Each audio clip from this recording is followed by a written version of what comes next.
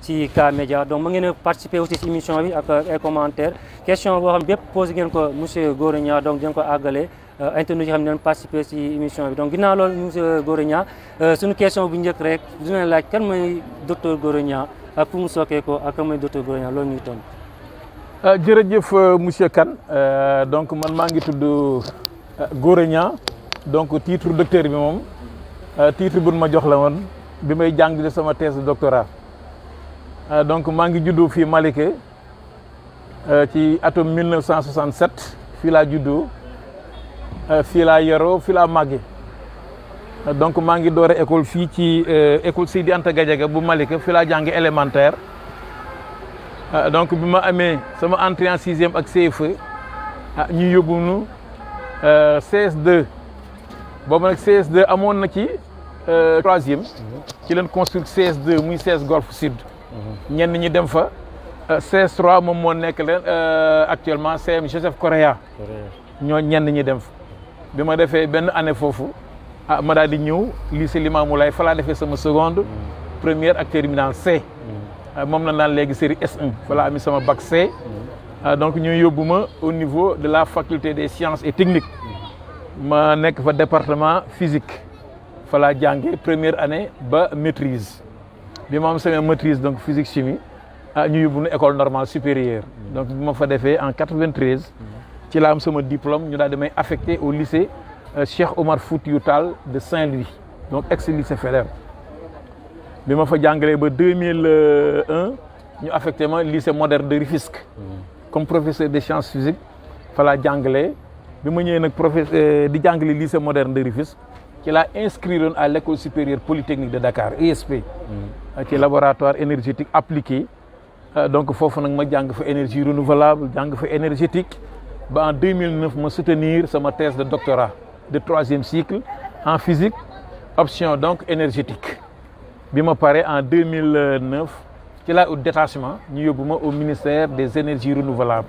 en 2010 boobu ñu ngi ko créé monsieur le ministre Louis Seck daal di koy jiite te loolu aussi damay wax ni tàgg boo dégg rek jàppal diw kooku sama benn xarit bu naan Mamadou Sambou léegi ñu doon jàngaleendoo mu nekk prof science physique comme man actuellement moom mooy le coordonnateur du programme énergie durable fële ca ministère du pétrole et des énergies kooku nag dama koy beral sant beral ko nuyoo xaw ma mu ngi may dégloom dégloom en 2013 ma dem ANER nag fa laa dem 2013 ba pratiquement 2019 donc ci septembre 2019 ci lan moo nommé nag à la tête du centre d'éducation et de formation environnementale donc sur décret du département de Pikine nekk aussi leen de Mbao donc kooku aussi nekk le président de la conférence africaine des ministres de l'environnement de l'Afrique kon donc bu dajalee ministre de l'environnement Afrique yëpp mën na ne Abdou Karim Sall moom mooy seen président donc yàlla def na fii ma nekk tey CFE bi waral ndaje nii tey ginnaaw yàlla nag moom ci loxoom la ko jaarale Abdou Karim Sall donc loolu mooy parcours professionnel bi may jàngalekat nag donc 93 ba léegi maa ngi jàngale maa ngi doon jàngale ci lycée yi léegi nag maa ngi jàngale pratiquement ci université yi bu ma wàccee sama liggéey ou bien bu ma deful dara samedi bi ba dimanche ñu ngi jàppale nag ci université yi ci master yi maa ngi intervenir ci master interuniversitaire des énergies renouvelables bu université de Bambey donc maa ngi fay intervenir ci environnement les emplois verts le changement climatique di intervenir aussi ci institut des métiers de l'environnement et de la météorologie di nuyuwaale le professeur Adams Tidjani bi nga xam ne moom mooy le directeur général de l'institut di professeur émérite des universités aussi di intervenir fële ñu naan ISM am na benn master bu naan droit et gouvernance des énergies et des mines donc maa ngi fay intervenir ci financement des projets énergétiques économie d'énergie maa ngi énergie renouvelable foofu CEFER le centre européen de formation des énergies renouvelables ñoom it ndeysaan depuis presque 2016 maa ngi leen di jàppale ci loolu pour vous dire que jàngalekat la jàngale moom xam naa ni lu ma bëgg la tamit donc loolu daal mooy parcours bi sur le plan professionnel sur le plan politique aussi ma nekk fii Malika di fi def politique donc bokk fu naan coalition Benno Bokk Yaakaar di coalition présidentielle bi ba nekk aussi conseiller départemental je suis conseiller départemental au niveau du département donc de Keur Massar donc acteur politique aussi bokk ci Malika Randonnée Pédestre parce que aussi je suis un sportif yàlla def na ne tey stade bii ñuy def lii tey bi ñu koy inauguré defe naa ne 92 xaw ma 93 maa fi jëkk a góolu ci terrain bi donc match d'ouverture bi man maa ko góol boobu ñu ngi woon ASC Ngédjiga après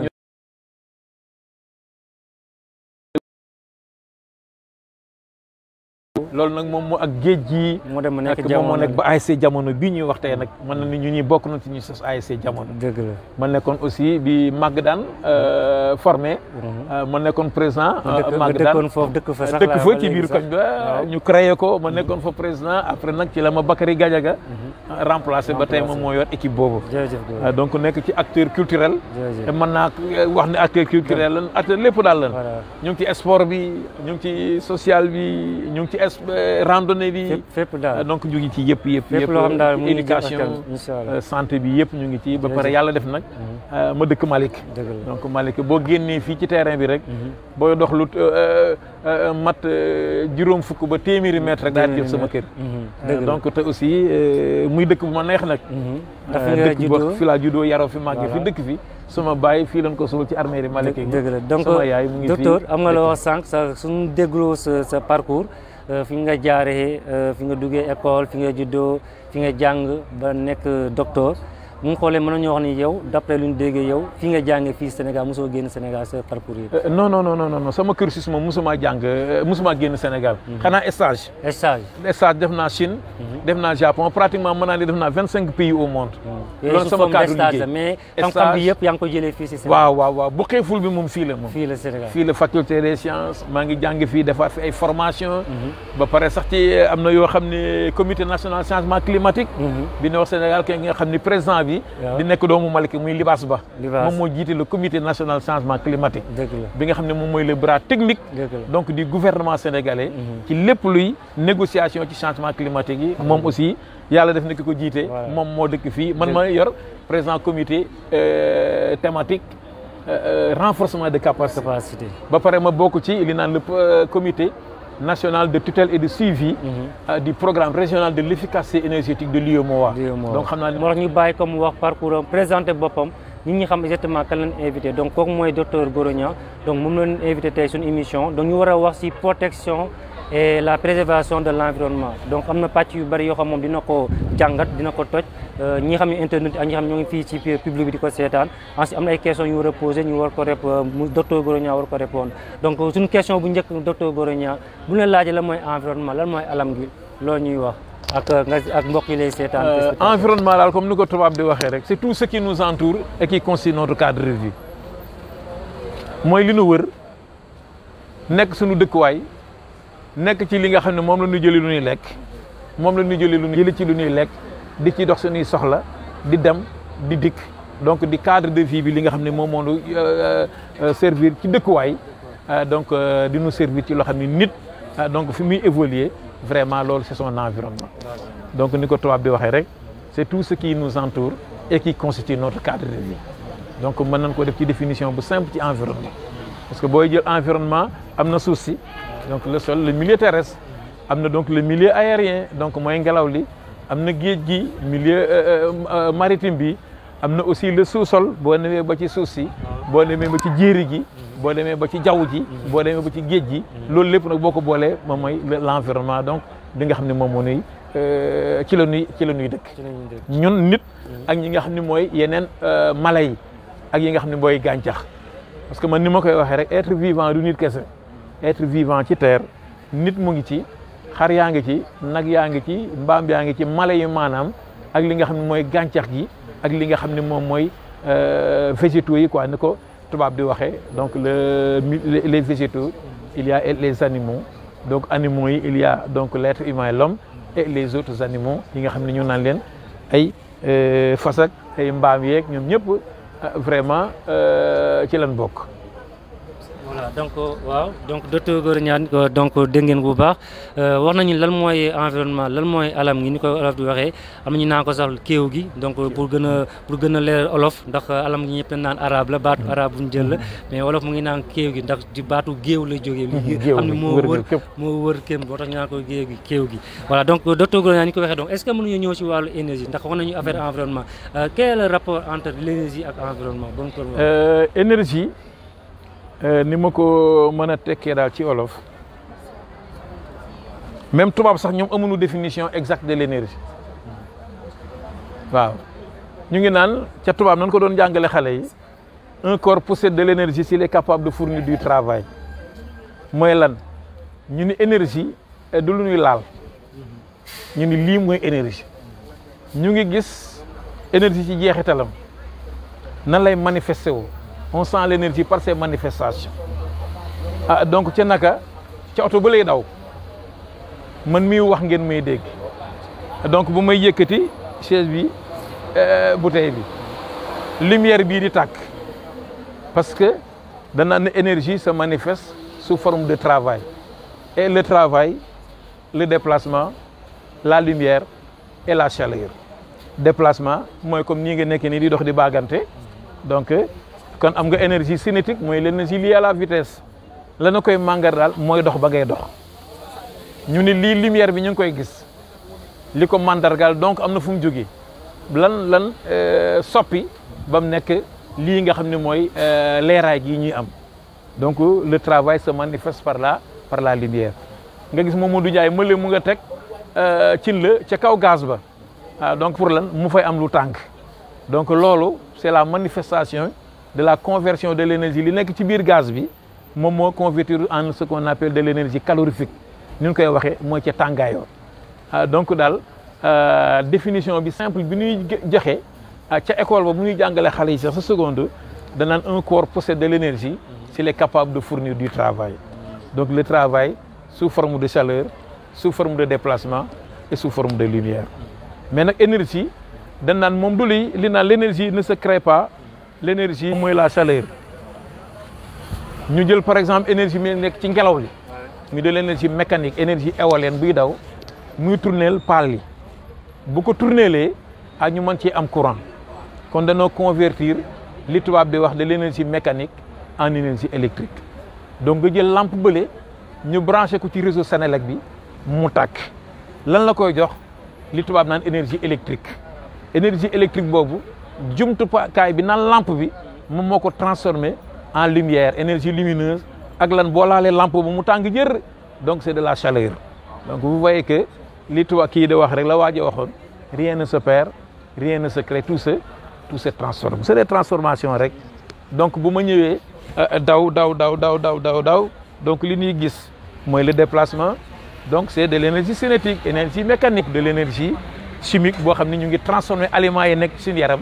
ba mu jox nu de l'énergie mécanique donc énergie noonu lay demee moom loo gis rek day jóge ci benn fànn def ci beneen fànn ñu jël panneau solaire yi par exemple buñ ko tegee ci naaj wi mu mën noo jox courant kon noonu mën a demee donc panneau boobu dafa jëlee énergie bu jóge ci soleil bi ñu naan ko donc de la lumière c'est de l'énergie lumineuse sous forme de rayonnement comme ni ko tubaab bi waxee mu convertir ko en énergie électrique donc parce que ay électrons yu déplacé wu la ñu daal di koy am donc l'énergie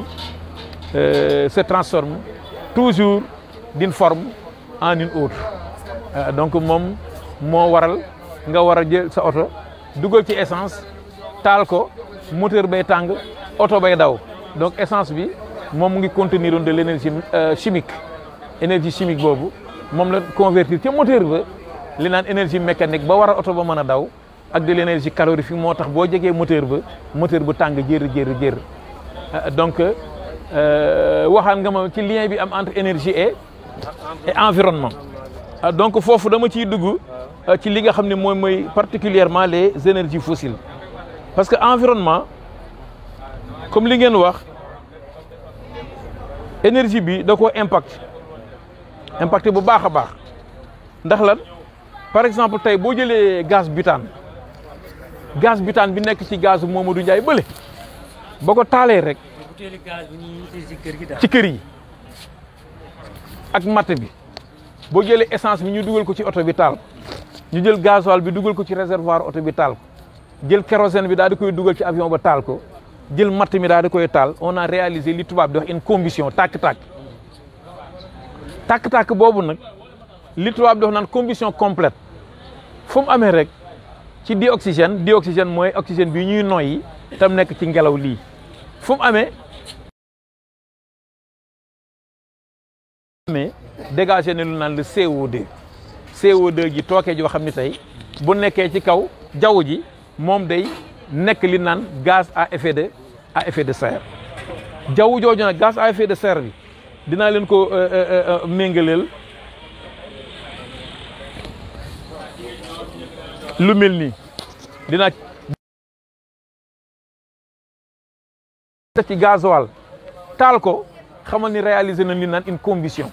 te combustion boobu bu amee gis nga nag tooke jooju ñu naan CO2 moom mooy dem nag ca jaww ji CO2 boobu moom ak ay nattangoom ñu leen di tudde même ndox bi ci la oxyde d'azote yi ak méthane yi yooyu dañuy nekk ay gaz yoo xam ni ñu nga ca jaww ji kon fan la jógee ci gaz butane bi ak ca oto ba ak lépp lu ñuy utiliser mooy un combustible fossile yu jóge ci pétrole ba ay doomam li ma koy waxee pétrole ak ñamu jur parce que bu ñu jëlee pétrole bi yóbbu ko ci raffinerie bi ba raffiner ko day jox ay essence day jox ay gaz day jox ay gasoil jox yëpp loolu la ñu ñëw nag di ko taal bu ñu ko taalee mu yóbbu tooke yenn yi ñu naan gaz à effet de serre ou bien mu gis saxaar si ngeen di gis. góor ma dagg la tuuti foofu rek. waaw est-ce que mënuñoo wax fossile yooyu nga wax noonu mais pétrole beeg yooyu noonu man fan la jógee si fan nan la créé nan la ko nan la. non fu muy jógee pétrole moom mu ngi jógee ci sous-sol bi. waaw nu mu formé woo. waaw énergie fossile. boo déggee pétrole ak gaz yi mooy ñam yi ñuy lekk ak produit organique yi bu ñëwee ba dugg ci suuf si def fa ay kilomètres ba ay centaines de mètres ci suuf bu nemee nag ba nëb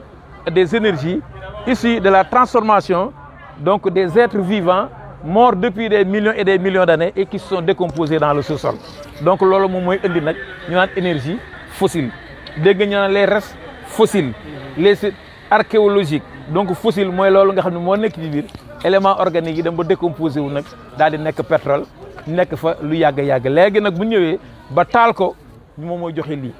saxaar si c'est des polluants fumée yi c'est des polluants loolu mu nga jóge ci essence ba jóge ci gasoil ba jóge ci kérosène ba donc loolu bu demee day yàq environnement bi te bu yàqee environnement bi gis nga lim nu jural ñu ngi wax lu naan réchauffement climatique donc réchauffement climatique mën na ni moom la ko jur mooy les gaz à effet de serre d'origine anthropique mooy li nga xam ne nit moo koy yokk ca la nga xam ne amoon na parce que gaz à effet de serre am na lu naan gaz à effet de serre naturel moom dafa baax ba yàllay créé jamonoom ji ak jawwam ji organiser loon na ko nit organisation boo xam ne nit ak yeneen mala yi ak gàncax gi dinañ ci mën a vivre dinañ ci mën a dund loolu nag boo ko yàlla defaralee noonu gaz à effet de serre yi dañuy exister à l'état naturel mooy li nga xam ne ba adduna bi ñëw moom la àndal pour mën noo permettre ñun ñu daal ci mën a dund waaye nag ba révolution industrielle ñëwee nit daal di jeqi pétrole ci suuf jeqi gaz jeqi charbon commencé koy taal di ci produire courant di ci dawal ay oto di ci dawal ay train di ci dawal ay avion donc ca la coono ba commencé nag léegi coono boobu mooy l'effet de serre anthropique effet de serre anthropique dinaa ci del ci sànq lu effet de serre ca wolof expliquer li ci lu yomb donc loolu nag ba mu ñëwee naga nit a ñëw daal di yokk nag ca nag waxar karaw la nga xam ni c'était naturel bien organisé par la nature bien organisé ki créé àdduna léegi nag nit moom moo ñëw ci diir bu gàtt rek daal di koy commencé yàq. est-ce que mën nañoo xam ban jamono la nit ñi commencé export parce que déjà ñu ngi naan révolution industrielle. est-ce que mën nañoo ñëw tuuti rek historique avant révolution industrielle. waaw ak bu ñëwee lan la am ci. ok donc avant révolution industrielle donc ñun dañ daa dox rek fu ñu gisee ab mango bu ñor ñu wetu lekk bu ñu gisee ay jën ca dax ga ñu dugg daal di jël daal di lakk lekk li ñu doon def lépp daal ak dox nit da daa dox lu bëree bëri bi mu ñëwee ba au néolithique donc fi la commencé di domestiquer les animaux di utiliser nag yi di utiliser mbaam yi ci lan ca mbay ma noonu la commencé di utiliser donc la force des musculaires des animaux mais bien avant boobu moom lu mu na def tànkam la ko daa defee ak dooleem bu daa bay ay dooleem da utiliser bu daa dëbb donc gis nga ni daa utiliser dëbb donc presque tout était renouvelable li doon utiliser lépp bi nit ñëwee ci àdduna muy ay millions yi année ba révolution industrielle li doon jëlee ci jamono ji dañ ko doon jëlee li tubaab di wax de façon rationnelle li daa def lépp dafa digg doomu woon respecter la nature respecter environnement waaye nag ba ñëwee ba révolution industrielle bi comme ni nga ko waxee ñu commencé jeqi pétrole jeqi gaz jeqi commencé nag di lakk yooyu ca la coono bi commencé ñu daal di ne nag l'effet de serre anthropique donc historique gu énergie boo ko doon xool pratiquement depuis l'apparition de l'homme sur terre jusqu'à la révolution industrielle donc l'homme vivait en harmonie avec la nature tout ce qu'il faisait était pratiquement renouvelable moom yaramam la doon utiliser di bay bu daa déplacé wu daa dox baa muy utiliser ay gaalu voile ngelaw li di ko pousse baa muy utiliser loo xam da koy weer ci naaj wi mu koy wowal bay mu ngay ëtti dooleem mu ngay jël ca nag ya mu ngay jël mbaam ya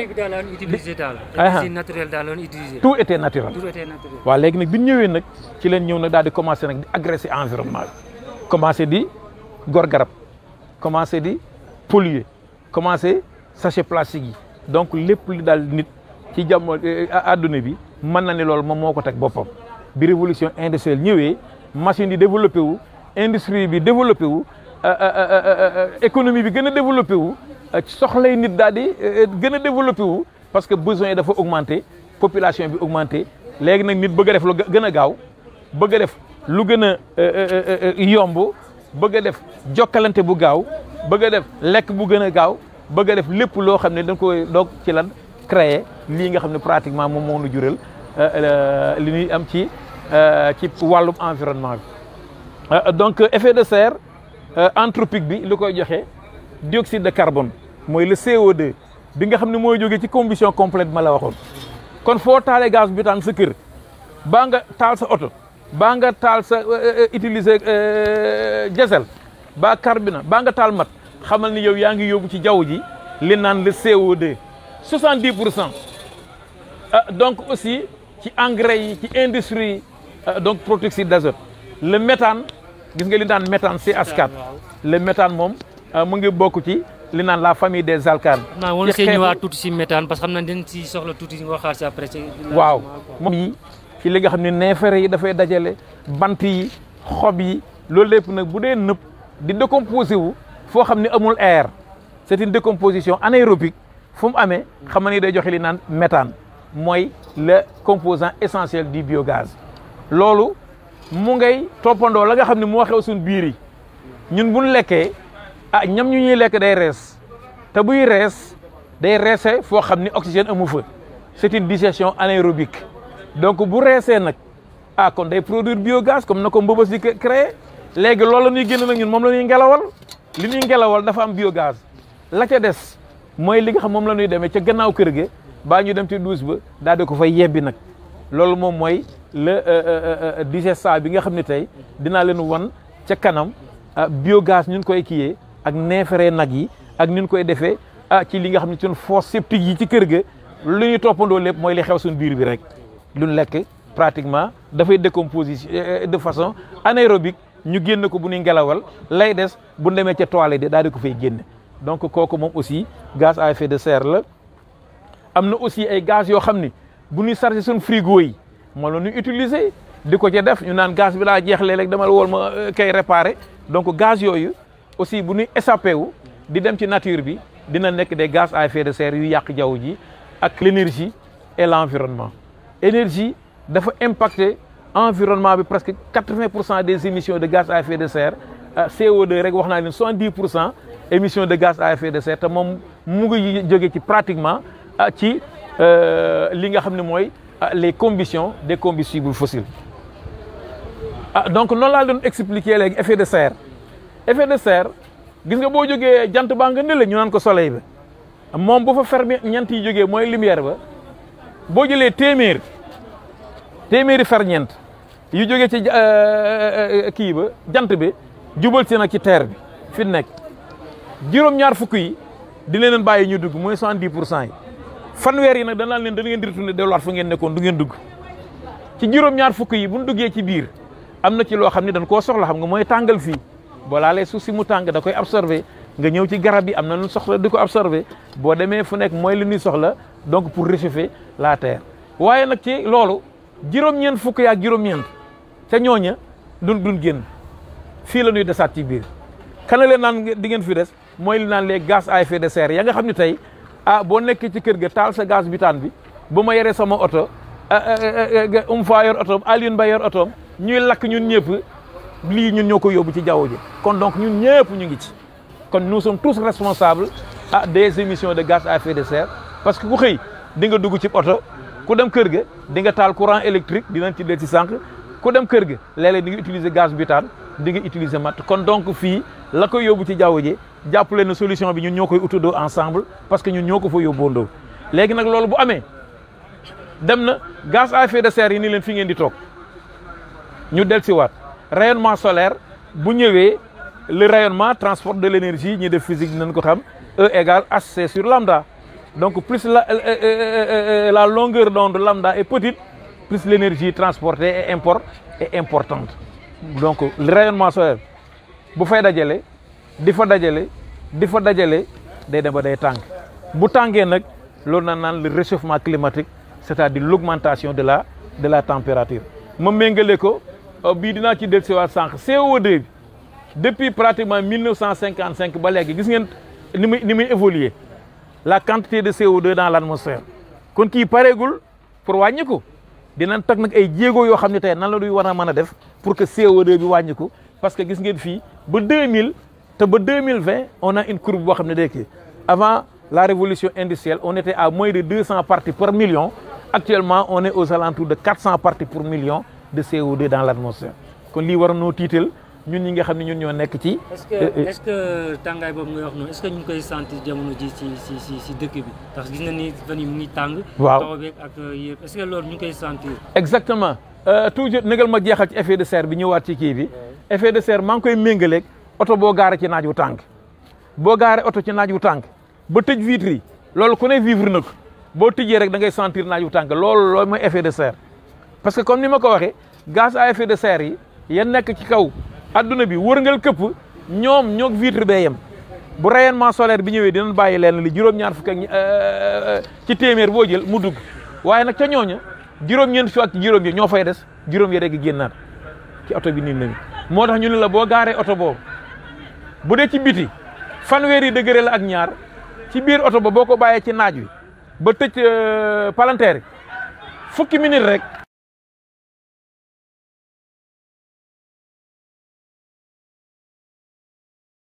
degré Celsius donc effet de serre bi lii moo tax sax ñuy bañ boo gaaree oto ci naaj wu tàng ba tëj vitre yi bu leen fa bàyyi xale yi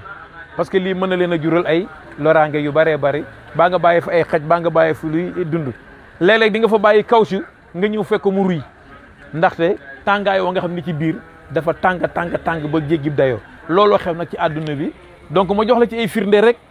xam nga bu yàgg ñu ngi fàttaliku ñun bi nekkee xale mois de janvier ak ay décembre yooyu bu ndaa wax day mel ni da ngay tux dañuy tux bu ñuy wax parce que dafa daa sedd ba booy génne sax yow vapeur d'eau boobu bu génnee rek day condensé wu nekk ay gouttelettes d'eau waaye léegi man def naa loolu gisatuñ ko de bu pull-over sax kenn solatu ko janvier février ak décembre da nga daa gis nit ñi dañ daa sol ay pull-over di xeex sedd bi mais loolu amatul li ko waral mooy tàngaay woowu ngay wax nag ñëw na ba perturbé adduna bi ci manifestation réchauffement climatique muy changement climatique dinaa leen ci wan sànq ay image yoo xam ni dëgg-dëgg bu daa taw ñetti weer ba muy taw ñeenti weer léegi mu daal di année bi muy taw benn weer benn xëy rek benn guddi lay xëy ba benn bëccëg tawandoo ñaar fukk ou bien fanweeri millimètres d'eau ba téeméer 100 et quelques millimètres d'eau téeméer ak juróom fukk ay téeméer ak fanweer ci génn guddi mëdd dëkk bi nag ñu naan les inondations parce que dafa ñëw fekk nit ñi peut-être dëkkuwaay yi demewul noonu te teelu nu koo préparer pour adapter wu dinañ ci dellusi mu daal di ñëw nag daal di perturber gàncax gi ku daa bay ñetti weer di am ndox sur le plan de l'agriculture donc effet de serre sax ñu ngi koy mettre à profit ci secteur agricole da ngay gis foo xam ne léeg-léeg dañuy def genre bâche yi pour mën a tàngaay woon na mën na doon waxee ba téye ko fa bu ko fa téye gàncax gi bu doon def benn weer sax war naa mën a def fukki fan ak juróom pour gaaw a ñor donc dañuy profiter ci effet de serre bi bii dinañ ko utiliser mais yeneen yëlee moom daa perturber atmosphère effet de serre daal jàppal ni lan na koy créer gaz à effet de serre gaz à effet de serre mooy lii ma leen wax ñun la yow la kee la kële la kon donc suñu responsabilité yëpp ñu ngi ci parce que ñu ngi utiliser gaz butane di utiliser produit pétrolier di utiliser mat fépp mu naan combustion rek fu mu amee day joxe lii nga xam ne mooy les gaz à effet de serre léegi nag gaz à effet de serre yooyu mu ngi nii dem na ba jur temps yi yéen a ngi dégg xaw ma ban est-ce que du Italie xaw ma ban dëgg glacier ba fa fondre daal di yow rey fa ay nit ñu xaw a bari réchauffement climatique bu amee boo génnee glace ci frigo teg ko ci biti xam nga dafay gaaw a seey noonu la mel nag tàngaay wi yokku na glace ga nekk ci Arctique ba ak Antarctique ci pôle yi ñu ngi commencé seey moo tax bii ñu ni la scientifique vient de constater qu'une gigantesque masse de glace équivalente à la surface de Paris. Imaginez surface de boo xam ni mook paretol jikki-jikki nag daal di bàbbiku daal di tas bu commencé seey lan lay nekk ndox bu nekkee ndox wal nag daal di utili géej gi bu demee ci géej gi comme géej gi ba lëkkaloo ñu naan que ñun Malika ba nekkee xale géej gi dañ ko daa gis à 200 mètres léegi mu ngi sunuy tànk boo demee Tëngéej géej gaa ngay daaneel nga dem Guet Ndar dinaa leen woon photo ba mu ngi nii sax érosion côtière Saint-Louis Kayar Bargny les côtes sénégalaises en voie de disparition te yàlla def na ñun ñu ngi am 700 kilomètres de côte donc kon ñun nous sommes vulnérables sur le plan changement climatique Sénégal dafa nekk pays boo xam ne vulnérable na parce que 700 kilomètres de côte géej gi à chaque fois bu réchauffement climatique bi provoqué changement climatique mën naa jur ay jeexital yoo xam ni gis nga lii fële Guet Ndar la woon moom mooy taw yëlay passé bi géej gi babbi ko ba daaneel fa kër yu bëree bëri moo xew Tëngéej boo demee Bargny boo demee Thiaroye Géej ainsi de suite parce que ñun pays côtier la et ñu ni nu la mer avance chaque année de 1 mètre à 1,3 mètre donc kon loolu war noo ragal loo d'après un rapport du centre de suivi écologique donc mooy lii nga xam ne jeexital yi la ci lii rek laa wax sax waxuma ca inondation yi waxuma ca jur gi waxuma ca mbay ma waxuma ca yeneen ak yeneen ak yeneen yi nga xam ni li ko indi mooy réchauffement climatique luy ndey réchauffement climatique gaz à effet de serre ya ñu ko joxe mooy combustible fossile yi ñu koy utiliser ñun nit ñi ñun ñoo koy utiliser donc loolu daal laa leen bëggoon wax ci gaz à effet de serre mais gaz à effet de serre yi nag pour léegi kon ñu ngi ci jaww ji léegi kon danoo war a mën a def loo xam da ko war a xeex. pour wàññi ko docteur bala ngaa ñëw ci parti boobu dama lay may nga noppalu tuuti rek xam naa ni donc exposé bi bari na trop donc da lay may nga noppalu tuuti rek avant donc ngay continuer ci beneen parti bi mën nga dindi micro pour nga bañ a noppalu tuuti rek voilà donc kon koy gars yi waxee donc depuis le début donc yéen ngi ci en live ci Malika Live donc sunu publication sunu direct yi am na aussi am ñoom dañoo assister bëgg a poser question donc am na Alioune Mbaye da nga koy wax mu jege si rek donc bëggoon na intervenir poser quelques questions avant docteur Gora di noppaloo di duggaat si beneen képp am question la pare Alioune Mbaye mën nga ñëw nga xool noo jàllee voilà donc ñu bàyyi Alioune Mbaye tuuti rek ñëwal ni voilà muy noonu Alioune Mbaye ñëwal ni voilà donc ñu may donc Alioune Mbaye donc après keneen ko am question rek taktal tuuti voilà donc Alioune Mbaye nag dama ciy wax tuuti rek moom mooy kii géré président commission environnement fii ci commune bu Malika donc ak ñeneen ñi xam ne assisté nañ donc direct bi Alioune Mbaye donc dañ lay bàyyi rek nga intervenir boo amee quelques questions yoo war a posé docteur Gora Niang rek ñu dem Alioune Mbaye ñu dem. voilà merci salaamaaleykum maa ngi nuyu ñëpp di rafetlu vraiment initiative mu doon initiative bu am solo. parce que vraiment Mame Gora bu xalaatee lii ànd ceeg KTV je pense que lu am solo la parce que ñëpp ñu ngi waxtaanee réchauffement climatique bañ nañ ko ba présentement les grandes instances sax ñi nga xam ne niveau international waxtaan yi gën a am solo sax ci réchauffement climatique la ñuy wax changement climatique naka lañ koy éradiquer naka lañ koy parce que fa lañ toll nag kon donc docteur bu jëlee initiative bi je pense que c'est très important def nañ ko la fois passée maison de la femme tey def nañ ko fii ci terrain bi ëllëg war nañ ko defaat ko jàpp naa ne tey jii délégué de quartier yeeg imam yeeg famille yi ñëw war nañ mën a am information yu mel nii yaakaar naa keroog bi ñu ko defee fi nga teg sa tànk foofu la ma am 2 questions rek yi ma doon laajte ci biir loolu parce que xam nañ ne réchauffement climatique présentement moom nekk na mbir moo xamante ni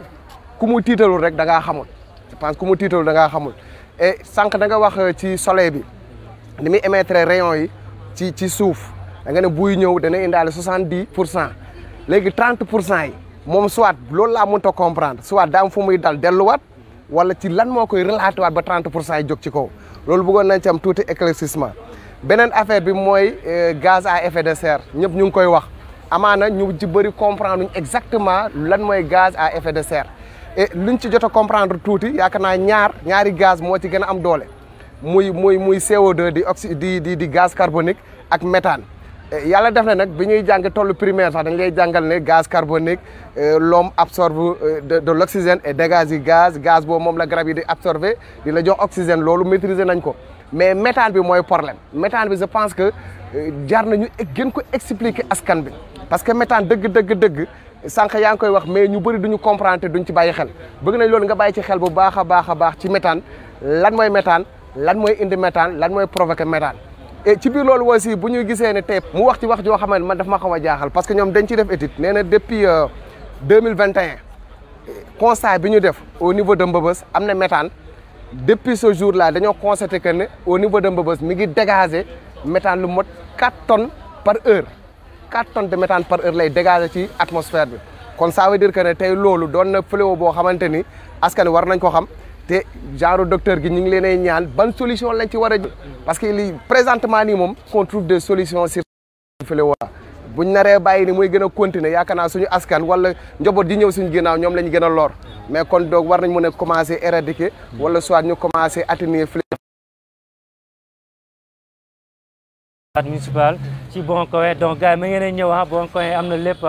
donc Mamadou Ndiaye donc publicité donc Bonkowe gars mi ngeen ñëw lépp am na fi sandwich hamburger yëpp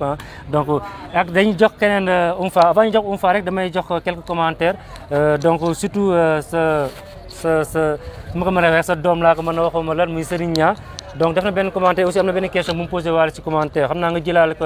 docteur Gora donc ginnaaw félicitations yoo xam ne def na ko mu lay encourager aussi muy d'après les éclaircissements sur le CO2 quelle politique doit-on mettre en place pour freiner la montée en puissance du CO2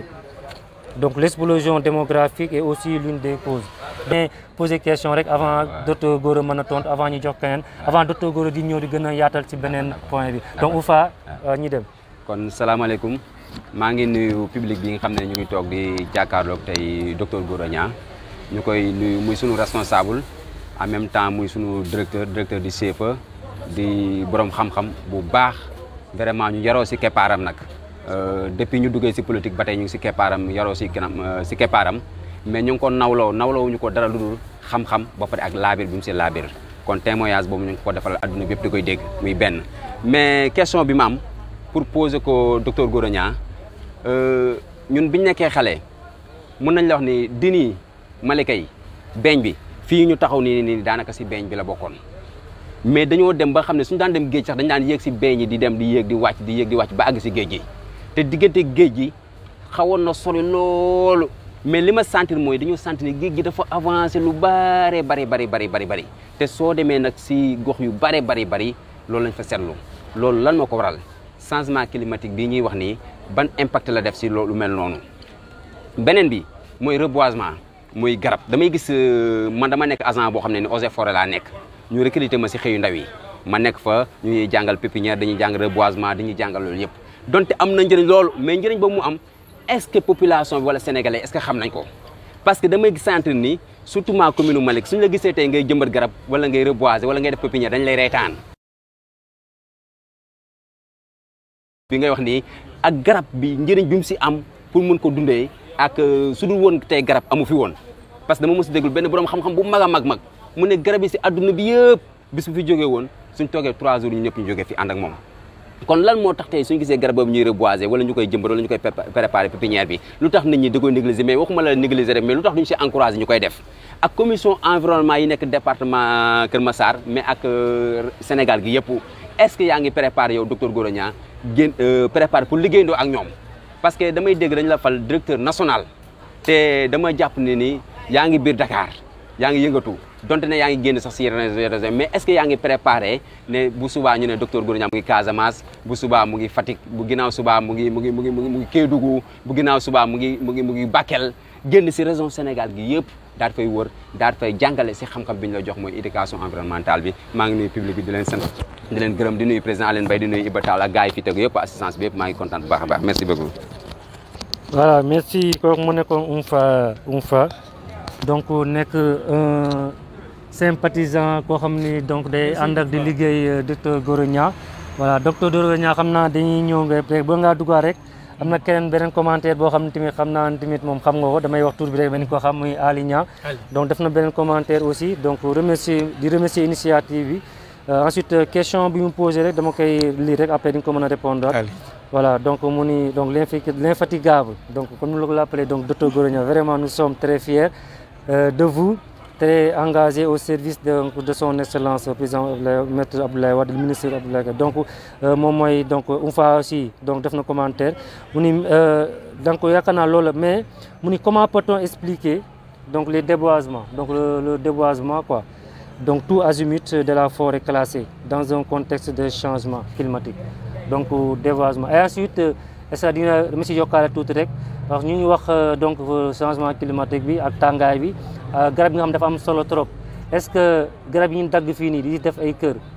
si littoral bi fii nii est-ce que ban politique aussi moom mooy permettre ñu mën a récompenser parce que déjà dagg nañ garab yi bari et bu ñu daggee garab aussi ba ko war a jëmbat te garab dafa am importance ban politique en tant que responsable au niveau donc du gouvernement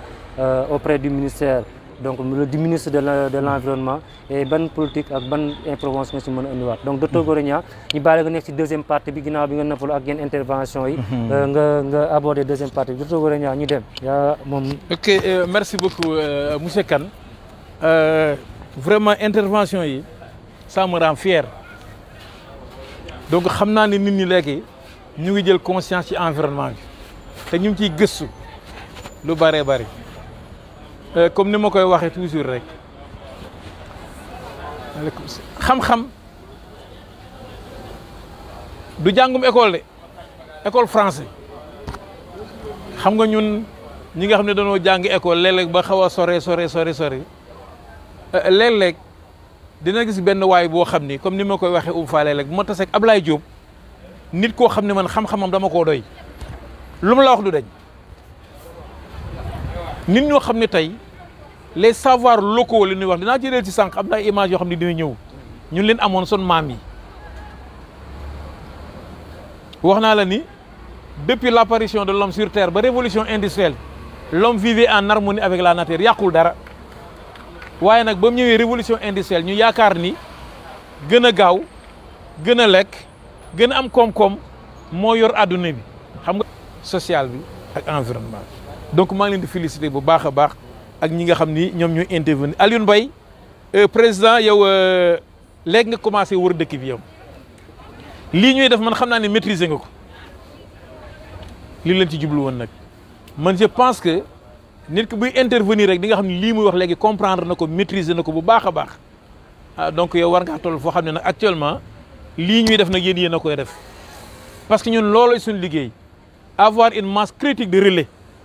ba li kenn di wax ñaar di wax nan am téeméer ñu nu ko waxal bu boobaa information bi dina jàll. maa ngi ñëwaat léegi ci commission environnement bi démb ministre de l'environnement Abdou Karim Sall dafa doon def CRD da ko doon présider sur la campagne de reboisement 2022 bi moom personnellement dafa lancé sax un défi au maire ne leen mbaaw gis nga bretelle bii dugg sama biir mbaaw googu dinaa ko def nu mucc ayib loo xam ne kenn mësu koo def ci këru àdduna dinaa fu jëmbat ay garab def fi ay fleur loolu laa bëgg maire Sénégal yi nan def ni moom lim ci teg mais créer leen ay pépinière communale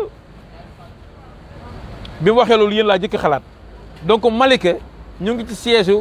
siège créer une pépinière communale donc Alioune li ngay def loolu la pouvoir public yi bëgg nee na collectivité locale bu ci jóg am initiative ministère de l'environnement ñu dina la ci jàppale te ñu ngi ko commencé ak xëyu ndaw yeeg yooyu yëpp wax na ko ci donc lam fa wax démb man dañ cee gis suñu bopp ma koy wax ma xam ne ñun ñu ngi ci ba d'ailleurs am na ko jógee Rufisque ba mu waxee mën na ko non mais yow sa maire laa bëgg moom mu def dara ma ñëw jàppale ko avenir bi nga may wax commencé leen ko ñu daal di ñëw parce que dama bëgg les maires ak les collectivités locales ñu jiitu ci liggéey bi ñu ñëw jàpp ci donc pour vous dire que commission bi nii mu commencé bëgg naa ci tey boo ñëwee 30% yi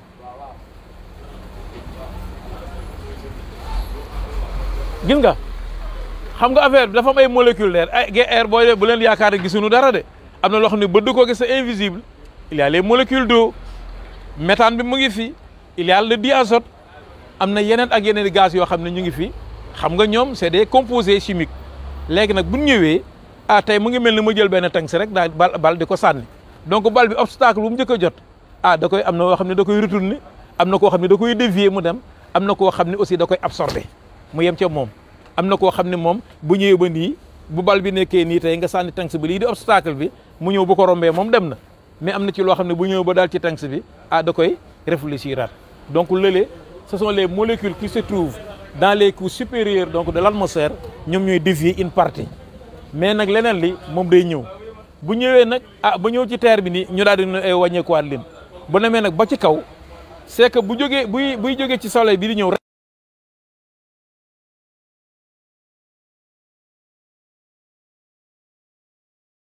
koy transformer ce qu'on appelle de l'infrarouge infrarouge boobu nag mooy la mu leen expliquer ci oto ba buy dugg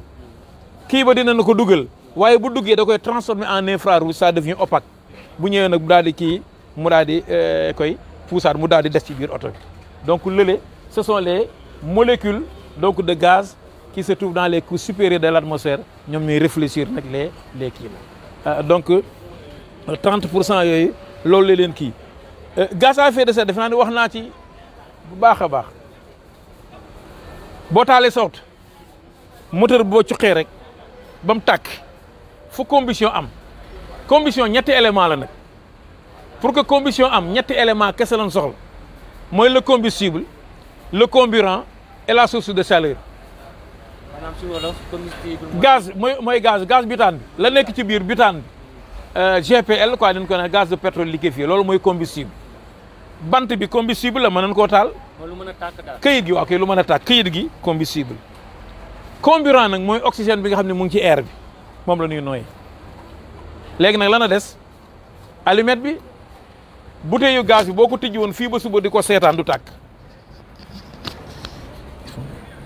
borom cigarette bi bu yoree cigarette combustible am na mooy tabac bi carburant am na mooy oxygène de l'air mu nga fi fekk ko sitiwul allumette cigarette ba du tàkk yooyu ñett yooyu il faut mu am ma del ci mbëbës xam nga mbëbës ba nekkee xale danaan ay jinne ko doon taal danaa jikki-jikki rek mu boy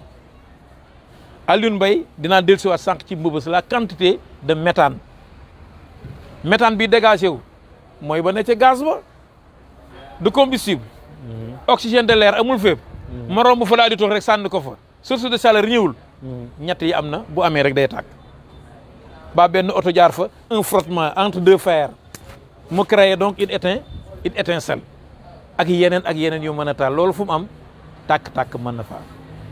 ba dañ ne la kër ga bouteille yu gaz fu mu nekk ci waañ wi ba fu ñu ko mën a def ci néeg ba nan ko aéré parce que lu tax mën ngaa koo teg ci néeg bi mu am fuitu gaz bi am na mu ci néeg ba lana des allumette a des ba ma duggee kosit rek néeg ba tàkk sama kaw mu daal di may rey baa mu rey jafa nekk ñëpp moo tax ñu ni la fu combustible am surtout combustible volatile loo xam ne day mën a naaw ci jaww ji comme station essence bu ngeen dem ci station essence bi toujours da ngeen gis ay mandarga ñu ni leen fay leen moteur bi fay leen téléphone portable bu kenn tux parce que dañuy bañ loolu am fa essence bi mën naa nekk sous forme de vapeur échappé wu oxygène de l'air toox am baadara am moteur bi ni ngay kii mu am étincelle bonjour les dégâts. moo tax sax dañ ne la bute kii bi waañ wi noonu ngay tëjee caabi ji ci biir serrure bi bu fa gaz amee bu ngeen nekkee ci waañ bàyyi leen portable yi parce que portable mën na générer une étincelle c'est un appareil électrique bu fekkee il y a fuite de gaz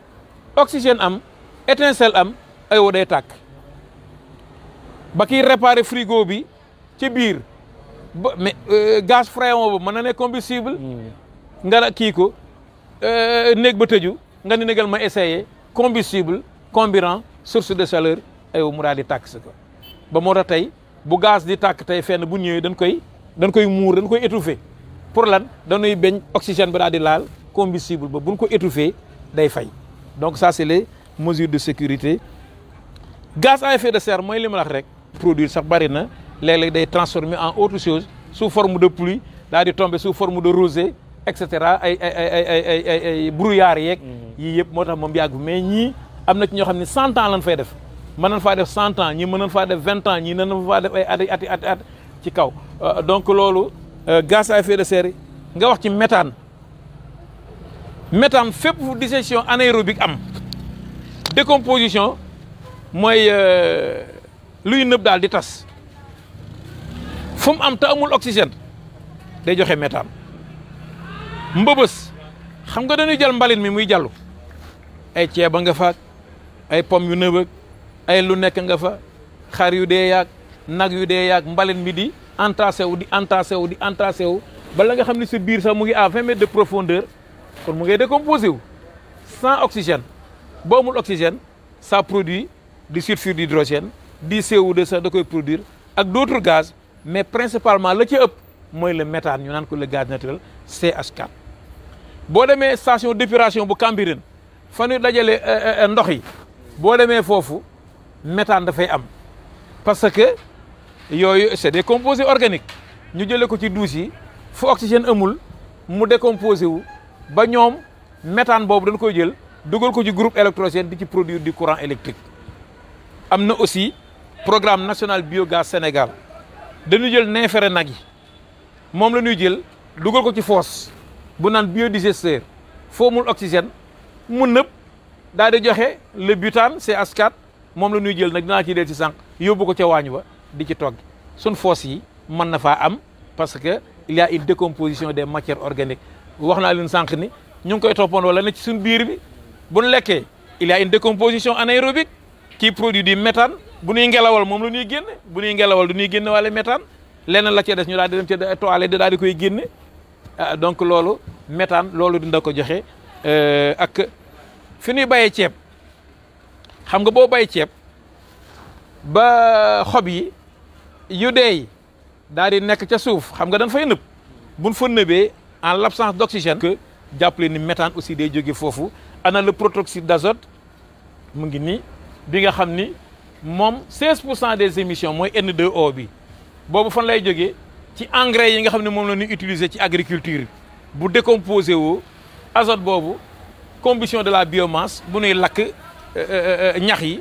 bu ñuy lakk lépp li nga xam ne mooy matt yi moom dina ko joxe ak ci industrie le méthane gis nga extraction pétrole ak charbon bii nga xam ne Sénégal ñu ngi koy découvrir war ko exploiter pétrole bi ak gaz naturel bi foofu mën naa am li naan des émissions fugitives lii rëcc fu ñuy exploiter pétrole rek méthane mën na faa rëcc dem ci jaww ji kon donc buñ ci deful ndànk ñun wax nga fi mbëbës mën na noonu nag pays boo xam ne sax dañuy émettre des gaz à effet de serre léegi nag ci politique yooyu nan la ñuy def pour wàññi ko Serigne Niang posé na ko defe naa ne Ali wax na ci damay del si léegi ci les stratégies les impacts négatifs des changements climatiques bi nga xam ne moom ci la bokk mooy les gaz à effet de serre donc ci les fuites sur les réseaux de gaz et d'exploitation pétrole yooyu dafay ami donc mën nañu ut ay jumtukaay pour kii ko méthane moo gën a graaw CO2 de méthane li muy yàq ci jaww ji toll na ci 2 fukk ak juróom le méthane est 25 fois plus le réchauffement dû au méthane est 25 fois plus important que celui du CO2 moo tax dañuy préférer tey mbëbës gële au lieu que ñu bàyyi woon méthane bi bu nu amul ko transformé dañ koy lakk moom lañ tuddee des torchères léeg-léeg nga gis yenn kii yoo xam ne da ngay gis muy lakk ci décharge yi ndeke gars yi au lieu que ñu bàyyi méthane bi mu dem comme moo 25 fois plus dangereux léegi dañuy jël méthane bi ñu lakk ko mu nekk CO2 sax moo gën ñu bàyyi ko mu nekk méthane dans le torsar mais comme li nga wax ah Mbëbës du ma leen jàngal ni Promosed mu ngi fi Promosed noonu bëgg a transformer la décharge de Mbëbës def ko une économie circulaire compostage mën na noo dem sax ba daal di ci créer le courant électrique jël méthane boobu daal di ko utiliser comme courant électrique di ko ci yóbbu ko ci groupe électrogène mu créer courant baa ñu jël ko di ko def ci ay bonbonnes de gaz baa ñu def ko un réseau de distribution comme dans certains pays dañu jël méthane bi yóbbu ko ci biir dëkk yi mu nekk gaz ci biir kii bi Mbëbës effectivement li mu wax depuis 1968 xool quantité de matière yi ñu fa yóbbu Mbëbës xool leen quantité de matière yi ñu yóbbu Mbëbës donc 4 tonnes à l'heure c'est le débit moyen de biogaz actuellement comme exploité ko ah biogaz ba fu mu jëm kon méthane bi fan la jëm ci jaww ji day créer de l'effet de serre donc il faut que ñu daal def lépp nag pour récupérer ko Promosed bu ñëwee dina am ay jéego yu mu ciy def ba jeexitalu mbalit boobu dootul amati parce que dañuy transformer mbalit mi valoriser ko matière organique yi compostage ou production d'électricité verre bi recycler ko métaux yi ñu recycler ko appareil électrique ñu recycler ko vraiment Promosed buy ñëw il y aura une économie circulaire autour de la décharge de Mbëbës. Changement climatique ñaari fànn la da ngay xeex la koy jur baa nga dëkk conséquence booy xeexee lay jur changement climatique yaa ngi ci li tubaab tudde atténuation lanay créer changement climatique c'est le réchauffement climatique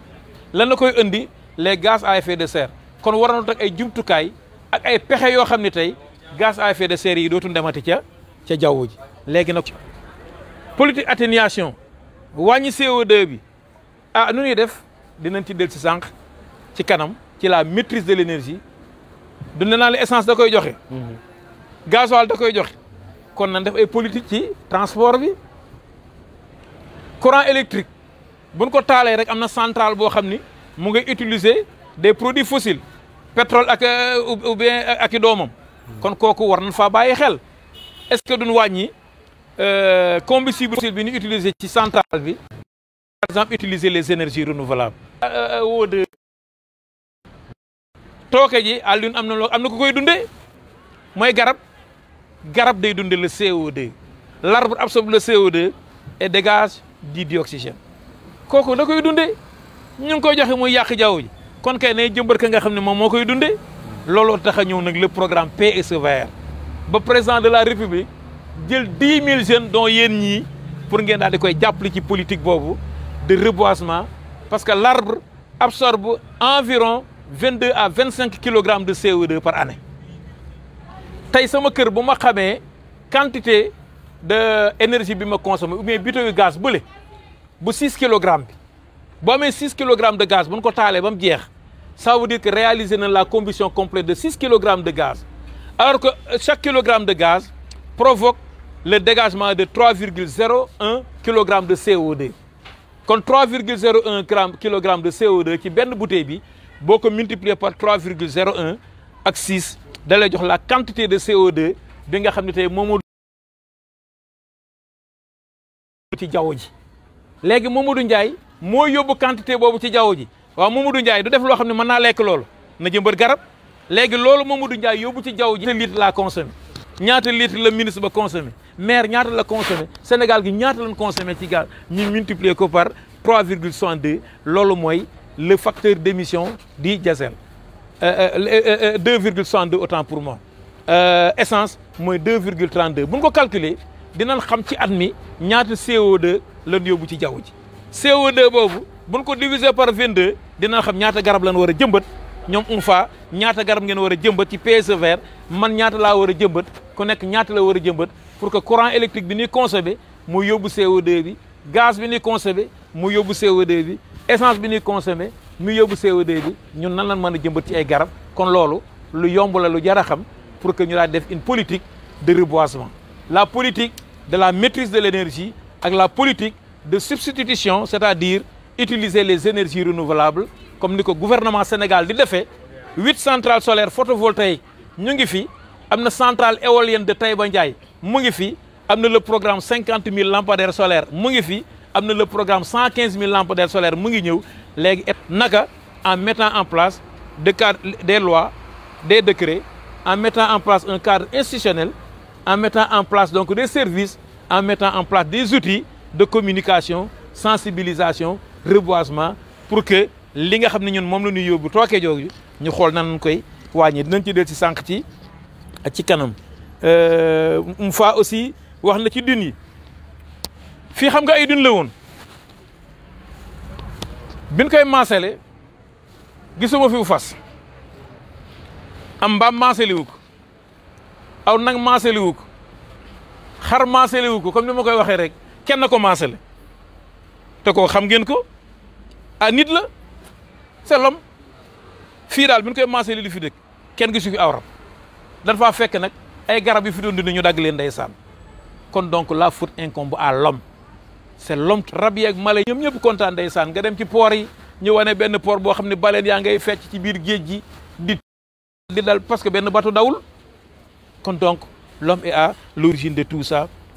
reboisement importance de l'arbre arbre nous fournit de la nourriture arbre moo la jox la ñuy dundee l'arbre nous soigne ba nit ki bu feebaree faade boppam day métti est-ce que jël na garab médicament ba ñu ngi koy tëkkalee garab parce que originellement avant l'arrivée de la médecine moderne ñun ci garab yi leen doon fajoo ba léegi sax garab yooyu da nuy faj parce que li ñuy faj moom la ñuy dëkkee l'arbre nous fournit de l'ombre l'arbre raffermit les relations sociales am na décision boo xam ne sax mën naa am lii tey ban koy jël màkkan mën naa am ci suufu garab lañ ko jëlee di naan attaaye ba idée ba daal di ñëw ñu daal di koy kii l'arbre fixe les dunes yi bu doon ak garab yi filao yi malika kenn dootu ko dégg maraîchage du am ci zone des Niayes parce que ngelaw li pousse na kon suufu fi nga xam ne fa la ñuy bayee donc loolu li ko waral mooy filao yi donc filao yi nag yeneen ci wax waaye filao yi dañoo atteindre seen limite de vie garab moom nit a yem day atteindre limite de vie day màgget day dee baa ñu remplacer ko mais rôle ba mu doon jouer tey habitation yi ñoom ñoo koy jouer di fixer les dunes avec la poussée démographique waaye nag xam nga lu ñu war a def dagg benn filao jëmbat ñaari filao dagg ñetti filao jëmbat juróom benn filao ce qu'on appelle la compensation et actuellement PSE vert bi looloo ko tax a jóg xam nañ garab yi ndag léegi nag loolu lañ bëgg a compenser waat avec PSE vert pour que lan daggoon ñu remplacer ko quel que soit alpha boo daggee garab fii amoo foo ko jëmbat ko feneen l'essentiel rôle ba muy jouer mu ngi koy jouer ba léegi rek donc campagne de reboisement bii ñuy def Malika dafa bokk ci loo xam ni tey sunu responsabilité la ñu absorber le taux de carbone bi nga xam ne ñun ñu ngi ko yóbbu ci jaww ji donc kon importance su arbre ci changement climatique mais garab bu doon a garab Casamance lël dootul amati bu ñuy wax lël forêt baa tax la forêt sacrée bis bu ñu demee ba gor garab ya nekk Casamance ba forêt amatu fa jàppale ni ko lël jeex na te lël nag dafa nekk loo xam ni dafa bokk suñ tradition dafa bokk ci tradition Joola dafa bokk ci tradition Casamance. dinaa ci ñëwaat sànq ci Serigne ci politique à mettre en place pour absorber le CO2 et pour faire face au changement climatique. ci atténuation léegi nag ci adaptation feebar baa ngi fi dañuy dëkk ak moom léegi comme xëy na xëy taw yuréet téeméeri mètre mu taw ko Malika dëkk ba yëpp inondé il faut que ñu adapté wu léegi nu ñuy def nan créer donc des ouvrages de drainage des eaux ndox mi bu tawee moo jël yóbbu ko ci bassin de rétention gis ngeen barki démb bu ñeenti bassin de rétention ñu ngi koy gas yi donc loolu bu amee dinañu permettre bu inondation amee ndox ma fa la jëm ñuy exploiter ndox moomu ba kenn dootul waxati inondation parce que nit ak ndox dañuy dëkk donc loolu c'est des programmes le projet xam ngeen ko bu baax projet de gestion des eaux pluviales pour la lutte contre le changement climatique def nañ ay bassins yu bëree bëri ak ay ouvrages yoo xam ne day jël ndox mi di ko canaliser ba fépp fu ñuy defaree ci tali fu tali am day am canalisation léegi jaxaay Tawfekh nit ñi dëkkoon ca zone inondée yi ñoom lañ jël yóbbu leen ñu daal di dëkki donc c'est des programmes de adaptation léegi digue de protection yi boo demee Saly ndeysaan def naa fa barki démb mais maa ngi gis côté Palme Beach dafa mel ni gaa yi ngay pousse géej gi ñu ngi koy remblayer def fi ay brise vague yoo xam ne tey ndox mi buy ñëw day daaneel vitesse day wàññi vitesse am ba léegi ñu ngi sentir que ni ñu ngay def pour que plage yi daal di mën a am ça d'adaptation adaptation dëkk ak conséquence bi mooy li mu jur atténuation nag mooy wàññi li nga xam ne moo jur feebar bi ñaari politique yooyu moom moo am en terme ay congélateur pare gun pour bàyyi frigo waaw nan pare pour jëmbat garab bu ñu démbatee des milliards et des milliards d'arbres kon donc changement climatique bi dina ci wàññiku lu bëree bëri donc commission environnement du Sénégal comme ni loolu suñu mébét dem wër Sénégal gi yëpp nag waaye li naan xaw ma daanu dajul suuf donc mais suñu mébét vraiment mooy comme ni ko ministère bi ci la bokk lan defi yéen ca la bokk ñu ngi dem fële Sainte Marie de Hann ci la bokk am na ñu bëri ñoo xam ne ñu ngi demander ay formation ak ay reboisement ak école Cambérène keroog dem nañ fa barki démb ak CM Alioune Diop bu Grand Dakar do école yooyu yëpp dem nañ fa ak Malika Plage bi Seydi Anta Gadiaga Malika Montagne ak groupement de femmes yi ñu ni jàppale ci environnement bi pour que vraiment éducation environnementale mu sax ci ñun muy nekk loo xam ni dañ koy dund élèves yi nag ñu ngi koy jàngale te élèves ñu ngi koy jàng ci école yi programme vivre ensemble boobu li ko dugal ci programme éducation Sénégal mën naa ne centre bii ma jiite tey moom moo ko sabab parce que centre bi ñu ngi ko créé en 2002 bien avant dafa woon benn programme bu doon wax Sénégal programme formation information environnementale PFIE 90 ba 2010 ans ñu déroulé ko ci école yu Sénégal yëpp man sama mag Lamine nee na ma programme PFIE boobu ñoom ñoo ma formé ci environnement bi muy jàngale école Seydi Anta Gadiaga gis nga ni baree garab ku dugg ci école bi garab yooyu PFIE moo ko fi def ak teen ba ca ginnaaw c'est le programme formation information environnementale bi dox ci Sénégal pendant fukki at léegi bi programme bi jeexee en 2000 gouvernement Sénégal ni du bàyyi résultat positif yi nga xam ni programme bi moo ko def ci la créé cellule d'éducation et de formation environnementale muy dox di dox di dox ba 2017 ci lañ ko def direction centre éducation et de formation environnementale cellule ba arrêté ministériel moo ko créé woon centre bi décret présidentiel moo ko créé donc en 2019 nag yàlla def ca leen ne programme bii nga xam ne moom la xale yi jàng ci vivre ensemble cellule boobu à l'époque ak PFIE bi ñoom ñu appuyé leen di ministère de l'éducation nationale ban dugal l'éducation à l'environnement et au développement durable dans le programme de l'éducation nationale du Sénégal donc loolu moom moo ko jur donc commission environnement Ali comment peut-on exploiter comment peut-on éviter donc le déboisement tous azimuts wax rek parce que tamit il faut ñu sensibiliser nit ñi la coupe abusive de la forêt boo demee Casamance la fa xew ñun ñëpp xam nañ ko l'exploitation illicite du bois nit ñi organiser wu en bande di dagg forêt yi donc boo ñëwee ah ku nekk booy tabax comme ni ma ko waxee région de Dakar ak Cap-Vert la tuddoon Cap-Vert kay ku ko dégg xam ne ay garab a fi amoon léegi Cap-Vert googu ñu dem ba man ni ma koy tuddee Cap Béton dagg nañ garab yëpp daal di koy dëkk bu ñu deful ndànk waxuma la filao yi de waaye fu garab am ci àdduna bi dinañ ko dagg loolu nag li ci nit ñi taxaw li ci kii mooy le programme du gouvernement moom engagé wuñu ku gis sax Dakar léegi boo fa duggee xam ni pratiquement axe yëpp ñu ngi koy def ay garab boo demee corniche bi axe BRT bi ñoom nee nañ engagé wu nañ ba axe bi yëpp dañ koy reboiser te kon traversé dinañ reboiser koñ yooyu donc la ci compensation bi boo demee centrale éolienne bu Taïba Ndiaye par exemple ñoom bi ñu ko fay def dagg nañ fa 700 arbres mais jëmbataan nañ fa 4000 arbres donc bi ñu koy defar sax jaan yan fa jàppee ak jiit ya ak rabe yëpp rayuñ ca benn yëpp ñu ngi ñu denc fii ci reptilarium bi nga xam ne moom moo nekk ci eaux et forêt parc kii bi rayuñ ci dara parce que ñoom dafa bokkoon ci li nga xam ne moom mooy seen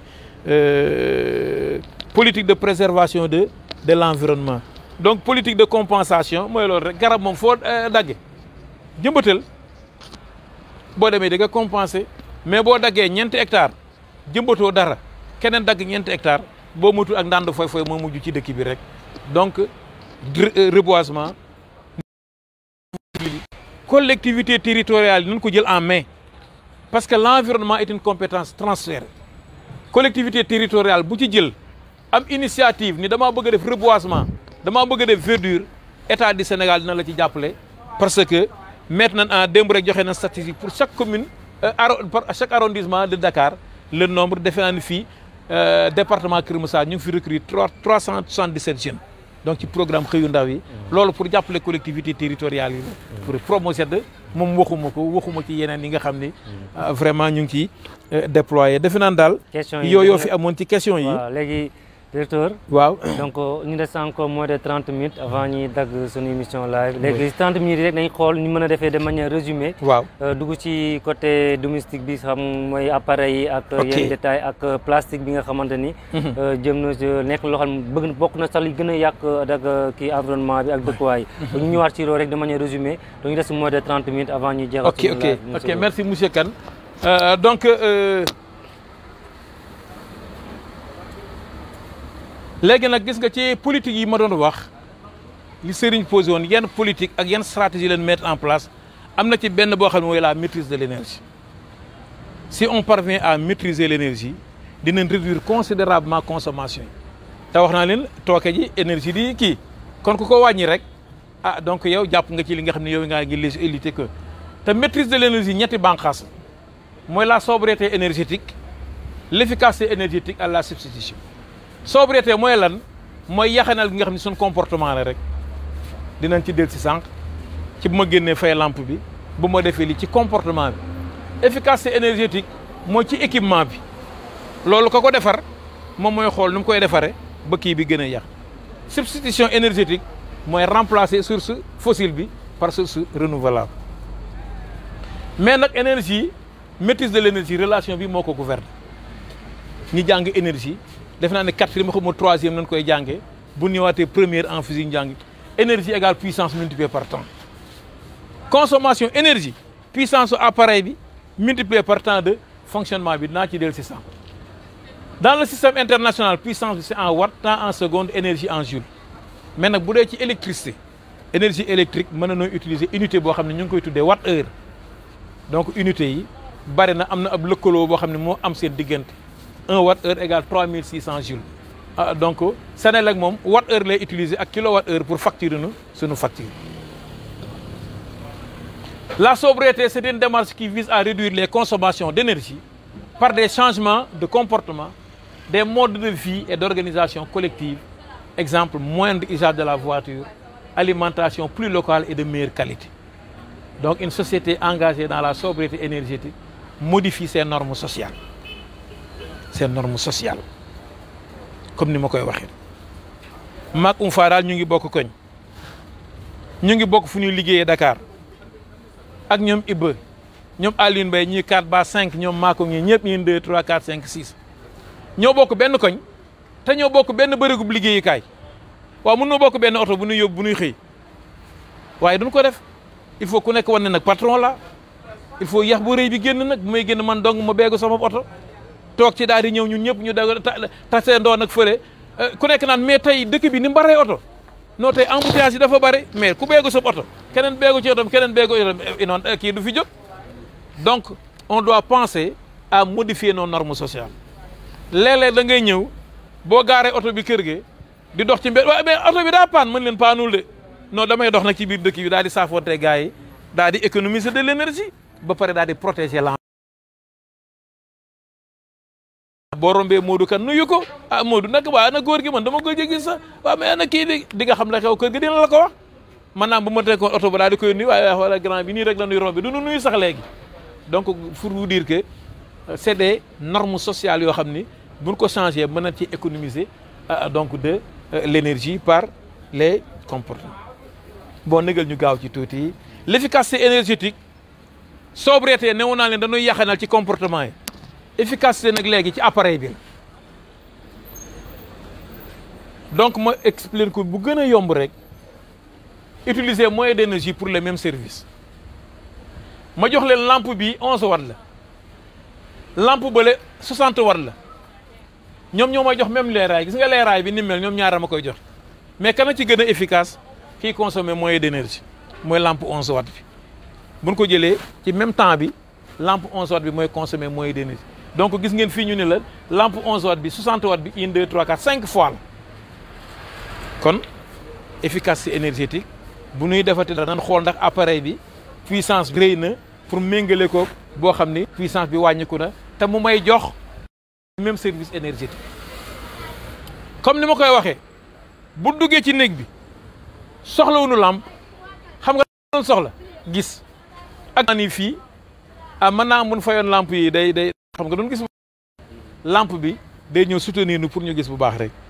waaye boo bëggee ci néeg bu xam ne boo takkee rideau yi di gis lumière bu baax a baax jarul nga utiliser lampe amatu fa njariñ donc lumière naturelle bi mën nga ko utiliser pour yaxan lampe 85 watts bi ak 10 watts bi de deux appareils qui fournissent le même service énergétique le plus efficace est celui qui consomme moins d'énergie mooy lampe bi naa leen ci defal calcul bi ngeen xool damaa jël lampe 10 watts bi ak 85 watts bi ma calculer leen ko puissance bi bu ma ko Senelec di jaayee 110 francs le kilowatt heure lampe 10 watts bi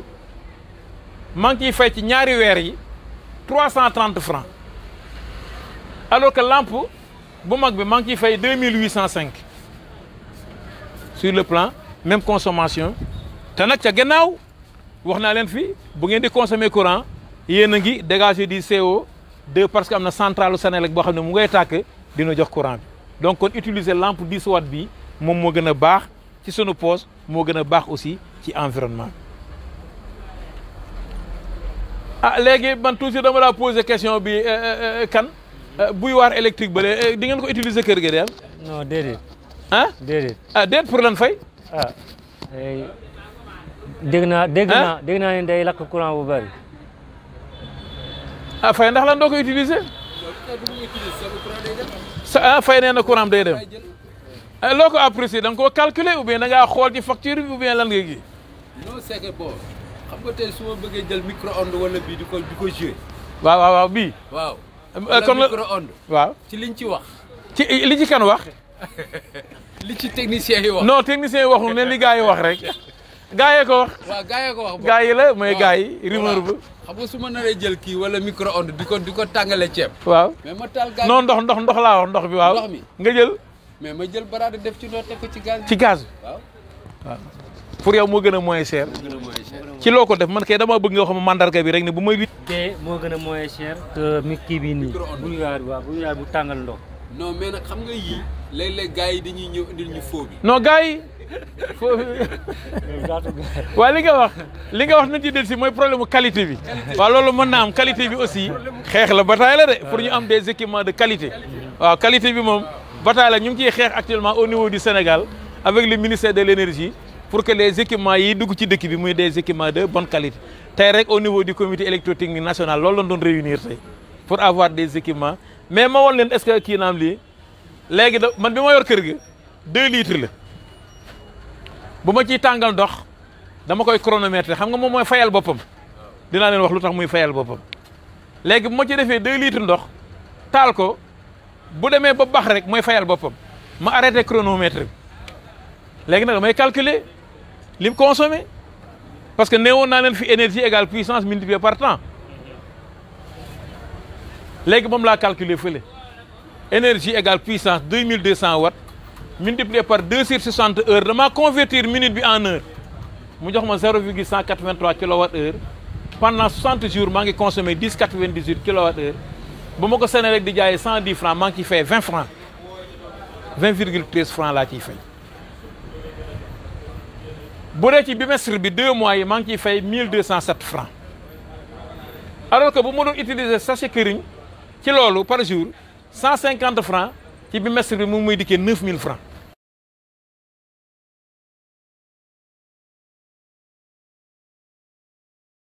calorifique yooyu yëpp am na fu ma ko def maa ngi tullee kii la mais jàpp leen ne gis nga li ñuy yaakaar ne day consommer du ñu consommer puissance mais énergie la ñuy consommer c'est l'énergie qu'on facture c'est l'énergie qu'on mesure mais ñun dañuy gis léeg-léeg puissance bi rek ragal day consommer de ku la wax nag kenn gaa yaa ko wax rek dañ koo dégg de man de keroog ba demee ci natt ba la ko jigéen ñi doon wax bii day consommer de laa ilaha illa dañuy dégg rek léegi fer à repasser bii 1200 watts la boo ci passé 2 heures de temps énergie bi ngay consommer c'est P fois T c'est 1,2 kilowatt multiplié par 2 c'est 2,4 kilowattheure bu la ko Senelec di jaayee 110 francs yaa ngi ci fay 264 francs booy passé 2 heures de temps parce que lu tax ñoom dañuy fayal seen bopp bu tàngee rek léeg-léeg day arrêté c'est le thermostat ou bien le capteur bi nekk ci biir donc pour vous dire que ñun ragal nan matériel yi parce que amuñu ci des arguments techniques yoo xam ne dinañu permettre ñu apprécier liñ ciy wax lépp dañuy dégg rek. waaw loolu moo ñu sonal matériel yooyu ñu ñuy jox. waaw ñi ñëw. waaw fekk ñoom doyal nañ ci série boobu mu ñëw fi nag bés tax. waaw fekk li muy consommé mu ëpp doole les nouveaux. waaw parce que ay seconde main la léeg-léeg dina dem ba thermostat yi nekk ci biir de dem ba yàqu bien capteurs yi bu waree fay du fay li tax ñu ciy def capteur bi pour muy fayal boppam bokk na ci économiser courant bokk na aussi di faj càggante nit léeg-léeg boo tegee castilor bi ci kaw gaz bi teg nga ko rek fàtte nga ko yaa ngi ca télé ba rek fàtte nga di teg nga ko. bu ngeeree léeg-léeg sax mën naa taal kër gi léeg-léeg nga fàtte appareil. loolu maanaam pièce ba moo yàq. non comme castilor boo teg rek xam nga tey boo dee tàngal ndox mën nga ni négal ma dem jëndi meew ci boutique ba boo demee ca boutique ba nit ñu bari bay bëgg a dee am jaay ma fële Thierno jaay ma ji mel ni tulleeg màlle léegi nag nga daal di ñëw yàgg fa fàtte nga ni teg nga gaz ba ca kii ba castilor ba bax a bax alors que bu dee bii day fayal boppam bu baxee rek fay na. sama classe bi yore frigo yooyu. non mu ngi ciy ñëw léegi maa ngi ciy ñëw ci frigo bi léegi nag lii moo tax nag kan ñu def ci leen dispositif automatique boo xam ni bu tàngee rek day fayal boppam ba léeg-léeg nga dem ci ay bërëb yoo xam ni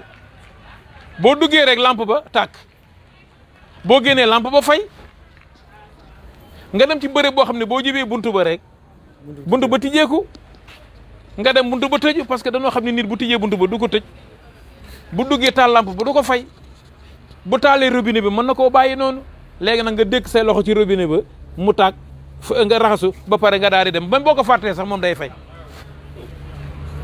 ba tey kuy retiré xaalis ci gàbba banque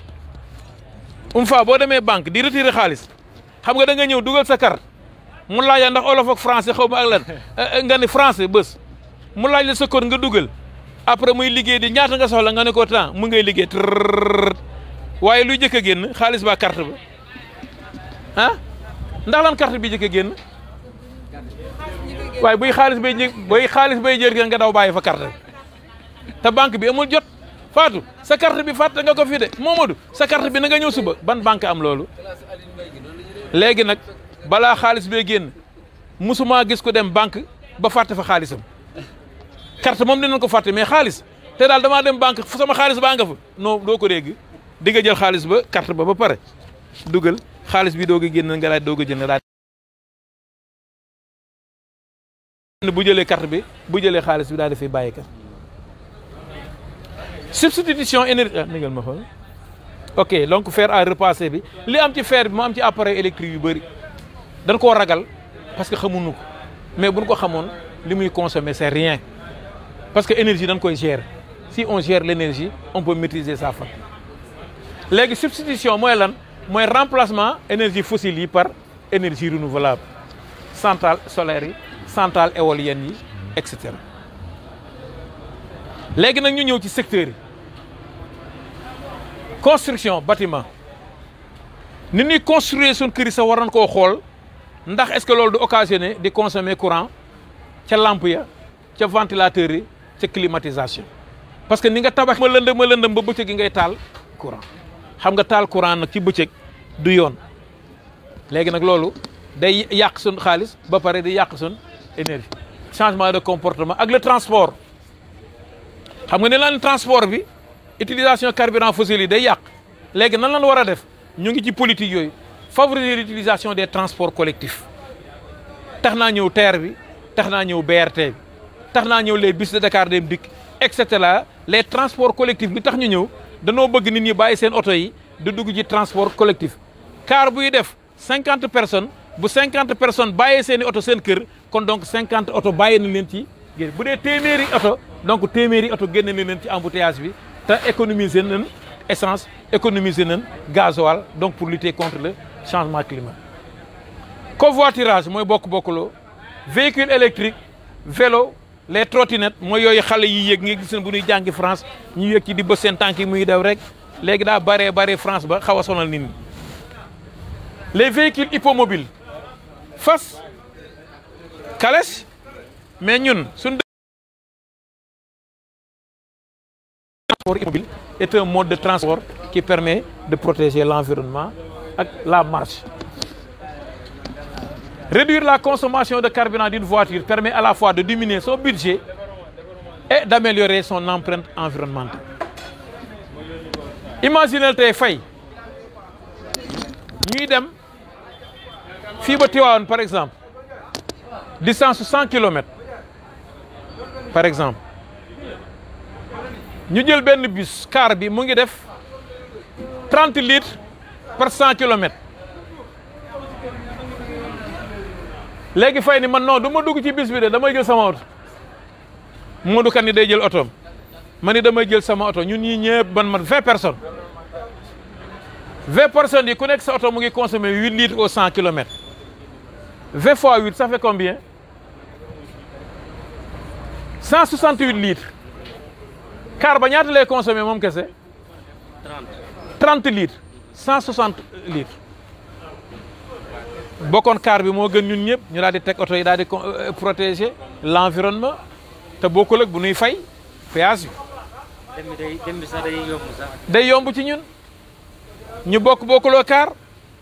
ah ndeke car ba maa ngi fay ñu ngi bokk quartier ba ñun ñaar ku nekk jaay sa morom affaire du nuyonte ndek donc le transport collectif dina développer des relations sociales nit ñi di xamante te dina diminuer les risques d'accident. Multiprise yi éteindre les lampes à écran de veille mooy liy tàkk nii ci kaw ngeen koy gis chargeur bi décodeur bi loolu dañuy yaakaar ni du dara mais sur l'ensemble du territoire national imagine leen ñu ma am benn voyant lumineux boo xam ne 1 watt la alors que ci Sénégal gi yëpp ñu am ci 30 millions d'appareils bu nekk 1 watt ça fait 30 millions de mégawatts. C'est 30 millions de watts. C'est 30 mégawatts. Ça veut dire que centrale solaire bu Mérina Dakhar mu ngi tàkk rien que pour loolu lu ñuy wax les consommations fantômes yu ndaw yooyu ñuy xeeb ci kër gi moo tax appareil boo ko utilisé wul décodeurs yi bu ñu ko utilisé wul nan ko débranché nan débranché lépp pour économiser de l'énergie ak les systèmes de gestion intelligente de l'énergie mooy li ma leen waxoon sànq boo jubee mu fay nga dem ba mu tàkk boo demee mu fay c'est gérer l'énergie de façon intelligente am na tey ay application yoo xam ne boo toogee fii mën ngaa gérer courant ba sa biir kër boo fàttee benn lampe boo xam ne da nga ko fàtte woon a fay mën nga koo fay directement sa smartphone non c'est la gestion intelligente de l'énergie moom laa wane nii éteindre les lampes gis ngeen box internet TV yooyu ngeen di gis par année dina consommer 150 ba 300 kilowattheure par année. mais témoin bi kii chargeur bi. waaw waaw. bi amul témoin. waaw maanaam lampe bi clignoté. waaw. nga xam ne yow léegi soo ko branché doo gis ne mi ngi chargé wala dara te dindi nga appareil bi. waaw dindi nga téléphone bu nekk ci prise bi. waaw da nga ko war a dindi. débrancher tout appareil qui n'est pas en service. mais comme ci li nga wax ci frigo yi. waaw. ne thermo bi day jékki-jékki fayal boppam. waaw thermostat. thermostat dégguloo ma ne la sama classe yëpp ñu ngi frigo seen kër. waaw. mais yoruñu appareil nouveau. waaw loolu la ñuy bañ nag parce que chaîne de froid bi lañ bañ nga rompre ko. mënoon nga cee def jën baa nga def ci meew. mu laa di dem ni nga koy débranché ak kii mu dem a dem ba varié loolu ñu ci bëri chaîne de froid bi ñuy rompre moo koy indi. loolu nag li koy indi mooy conteneur yi boo demee conteneur amul thermostat man ma jënd appareil boo xam ni mu ngi may dikkee dinaa leen woon benn appareil boo xam ne bimestre bi yaa ngi ciy fay 5000 francs alors que fay jënd na benn frigo ca conteneur ba waaye chaque mois mu ngi fay 40 000 courant jënd appareil boo xam ne am na thermostat bu bees. léegi comme nguur gi xam na ni loolu dafay xaw a diis si nit nga jënd 300000 ba 400000 jënd benn frigo léegi na benn programme boo xam ne ñu ngi ko tuddee Ecofridge agence pour l'économie et la maîtrise de l'énergie la direction de l'environnement ak la banque agricole ak ay partenaires ñoom ñoo ko séq pour que fay bu bëggee mën nañ koo yombalal jëndum frigo boobu ba am na nu muy demee ci consommation courant ba noo wàññil moom lañ ciy jëlee bor ban la lebal est-ce que xam nga état bi mu ngi def programme boobu bu ngeen gisee sax léeg-léeg am na ay panneaux publicitaires yi ngeen gis ñu biki Ecofridge dese na ci benn frigo programme boobu lancé woon nañ ko danoo bëgg sénégalais yëpp am ay frigo yi consommé lu tuuti ba pare wàññi courant bi ñuy utiliser pour protéger l'environnement donc loolu nguur gi mu ngi ci. voilà donc docteur mu gaaw tuuti xam naa ni léegi. ñu jeexal mu gaaw. waaw mu gaaw léegi le bon geste. fay lii laa leen doon wax utiliser les multiprises à interrupteur boo xam ne boo dindi appareil yi fa leen koy faye tak mu daal di fay appareil yëpp fay mooy multiprise bi nga xam ne am na lampe témoin bi quoi. léegi dans la cuisson ci togg bi yaxanal parce que énergie nag du électricité kese de ñun fu ñu waxee énergie électricité la ñuy yaakaar mais chaleur ci la li ñuy togg c'est la cuisson gaz butane bi énergie la donc yii aussi fourneau jàmbaar yi day yaxanal parce que fu ñu yaxanale këriñ yaxanal nan mat te fu ñu yaxanale mat protéger nan garab donc loolu leen tax a jóg pour ñuy wàññi li ñuy consommer ci kii booy teg gaz comme ne le ma koy gisee ci gaz ba marmite bi na ëmb beg bi parce que dañuy bañ bu ko gënee tuuti yaa ngay tàngal jaww ji rek mais tàngaloo cin li donc dañuy bëgg léegi cin bi muur beg bi ba nga xam ne du am ay perte de chaleur baa ñu koy tëj bu baax nag kuy togg tëj pour que ñu daal di réduire le temps de cuisson ak yii yëpp ci la bon. ñoom ñu ngi defar du charbon à partir du Tifa Tifa mooy barax bii nga xam ne moom moo nekk ci suñu dex gi te nga xam ne presque mën naa tee bay ñu bëree bëri léegi ñoom ñu ngi ciy xalaat nu ñu koy defee këriñ bu ñu ko defee këriñ ah dinañ ci mën a mooy lii comme këriñu matt yi rek te c'est très bénéfique. Cuiseur solaire le biodigesteur li ma leen doon wax léegi ci biogaz bi la xew mbalit xew suñu biir yi xew fépp neefere yi bu ñu ko yóbboo fii méthane les déchets biogaz courant ak tàngal lii ñu daal di ñëw yóbbu ko mu nekk engrais parce que c'est de l'engrais organique. lële c'est des séchoirs gis nga lële effet de serre la ñuy développer séchoir bu mag la léegi ay araw ay ñam ay lekk lépp mën nañ ko faa wowal lii Kafountine la nekk bële bii mu ngi nekk Mbaling bii pour wowal jën yi la 4 heures de temps mën nga cee séché jën alors que boo ko bàyyoon à l'air libre mën na faa def ñeenti fan bu tawee yàq ko weñ yi di ci dal poussière yi di ci dal ak yeneen mais séchoir yi moom poussière du am weñ du am dara du am. ci tabax parce que tabax nee naa leen tabax bu bon dina tax ba nuy gën a consommer courant ca lumière ba ca frigo ya ca kii ba nim de climatiseur ya ak ca ventilateur yi léegi nag ñu ne bu ñuy tabax nan orienté bâtiment bi bu baax par rapport au soleil ak par rapport au vent dominant pour que ñuy mën a profiter ci loolu sun maam yi ci néegu ñax lan doon dëkk néegu ñax ndax lan barax bin ko tabaxi isolant thermique la tàngaay du ko dugg boo duggee ci néegu ñax dafay sedd guy parce que tàngaay du ko pénétrer moom moo xew ci néeg yi ñuy defaree latérite banco yi boo demee dama ko doon def keroog présentation benn waay ne ma lii ngay wax dama koy confirmer parce que moom damay fuuta suñu dëkk man ci néegu ban balaay dëkk du ma dem ci néegu ciment ba parce que dafay tàng jër alors que boo demee ci biir néeg bi dafay sedd guy moom tàngaay du ko dugg c'est un isolant thermique nga am un bâtiment bioclimatique ou bien nga def ay ñax pour bañ kii yi dugg ci moom laa leen wan nii bii ci dugg keroog dañuy dem Saly Palme Beach bi ñuy def séminaire bi ma génnee nag yéeg ci étage bi ndeke lii laa gis ca kaw ban lañ ko defaree argile pour protéger bâtiment bi tàngaay yi bañ koo dugg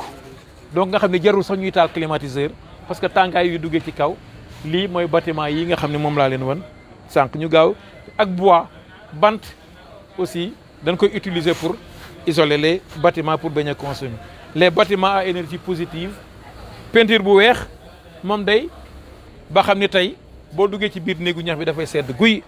li may wax ni sun maam yi ñoom defuñu ay relation mathématique naan développement durable dañ koo jëfe dañ koo dund ils ont vécu le développement durable à part boo demee ay Gorée Saint-Louis seen bâtiment yi gis nga ni ko tubaab yi def lii dañuy bañ rayonnement solaire bi laal yi ak yii te rayonnement solaire bi bu ko laalul du mën a dugg ci biir di tàngal ba ñu utiliser gaz carbonique et cetera les enjeux de la maîtrise de l'énergie li ko tax a jóg mooy lan réduire nos consommations lutter contre la précarité énergétique améliorer le confort et de la qualité mais surtout li tax a jóg maîtrise de l'énergie mooy réduire les émissions de gaz à effet de serre pour lutter efficacement contre le réchauffement climatique. Donc là, voilà une mesure pertinente, une politique boo xam ne bu ñu ko defee dinañ réduire son gaz à effet de serre lu baax a baax ak ci sensibilisation ak yeneen. Lii mooy étiquette énergie booy jënd frigo léegi yu ci bëri lii leen ci taf 280 kWh par année lay consomme boo ko diviser par 365 jours mu ngi lay jox la consommation journalière 0,76 kWh par jour jour bi yaa ngi ciy fay 88 francs ñaari weer yi yaa ngi ciy fay 5000 francs ci frigo parce que dafa am thermostat yow ngay fay fukki junni te boo fayee fukki junni c'est de seen facture yi jaarul yoon li ñuy def xamoo fu ñu ko teg fekk yow yaa yor frigo bu baaxul boo xam ne amul thermostat man mi yor frigo bu am thermostat du ma ci fay sax 6000 francs les 2 mois donc la classe est extrêmement importante classe A bi mooy lan looy gën di yéeg mu ngi nii bii A2 plus la bi ci topp mooy A3 plus boo jógee ci xonq bi du yéeg rek classe boo dem économiser nga 20% boo jógee A dem A plus économiser nga 20% A plus A2 plus économiser nga 20% A2 plus A3 plus 20% kon ki jógee A dem A3 plus économiser na 60%. man bu ma nekkee A di fay 10 000 francs kan mi nekk A3 plus mu ngi fay 4 000 francs parce que économiser 60% de moi ce que je dois payer. nan lay demee boo koy doog a taal lay monter wala ci. non consommation moom fi nga xam ne foofu la ñam yeeg kii moom am na capteur boo xam ne ci biir il est intelligent kii nañ ko programmé nañ ko ba bu atteindre telle température mu ne tag fay programmé nañ ko ba bu demee ba commencé tàng rek mu déclenché loolooy rôle thermostat bi day fay di tàkk di fay di tàkk. léeg-léeg day jékki-jékki rek jël la wala ma yow kay sa bureau daa fay. waaw day jékki-jékki c'est-à-dire que loolu moom automatiquement lay doon quoi. moom c'est automatique am na ñoo xam ne xamuñu ci dara. dañuy ñëw naan day fay dem woo réparateur. dem woo bu ñu woowee ku mel ni Ibba mu ñëw xool daa yéen seen frigo bi laa ilaha illallah xaaral mu ñëw. dem wër loo dugg de wala kii 25000 francs la ndeke defu ci dara yow xamoo ne woon ndeke frigo bi mooy fayal boppam mais xamoo ko woon donc na ko nit ñi xam. waaw docteur waaw. cuisine. cuisinier. lan la mën a nekkee cuisinière ak frigo ci biir cuisinier. non frigo ba warut a nekk bërëb bu tàng warut a nekk bërëb bu tàng parce que moom rôle am mooy évacuer chaleur bi nekk ci biir frigo bi di ko génne ci biti. alors que température extérieure bi day influencer ci température intérieure frigo bi comme lu mu gën di tàng moom day gën di liggéey pour génne tàngaay woo nekk ci biir. donc lay conseil bi mooy nan ko teg ci endroit bu aéré endroit bu frais. bañ leen a boole ci waañ. bañ leen a boole ñun nag suñu kër yi frigo yeeg waañ waay ànd. moo laa la wax quoi da ngay jékki-jékki gis koo xam ne cuisinière am day nekk ne frigo bi nekk nii. wërta nekk gaz ba nekk na li li ñu war a dindi suñu kër yi nag ak a bari parce que pour des raisons même de sécurité. donc frigo yi aussi di bañ di ko tijjeeg di ko kii. docteur mu gaaw tuuti. waaw donc ma conclure foofu. waaw transition énergétique mooy lan passer des énergies fossiles aux énergies renouvelables mais aussi les équipements énergivores aux équipements énergétiquement performants. donc loolu il faut que ñu mën koo xam. léegi nag li ko tax a jóg sur le plan climat transition énergétique.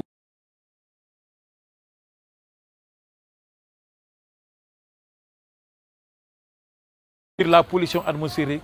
lutter contre l'avancée de la mer, lutter contre les effets néfastes donc du changement climatique. Opportunité yi mu am énergie renouvelable, efficacité énergétique, construction, agroécologie, automobile,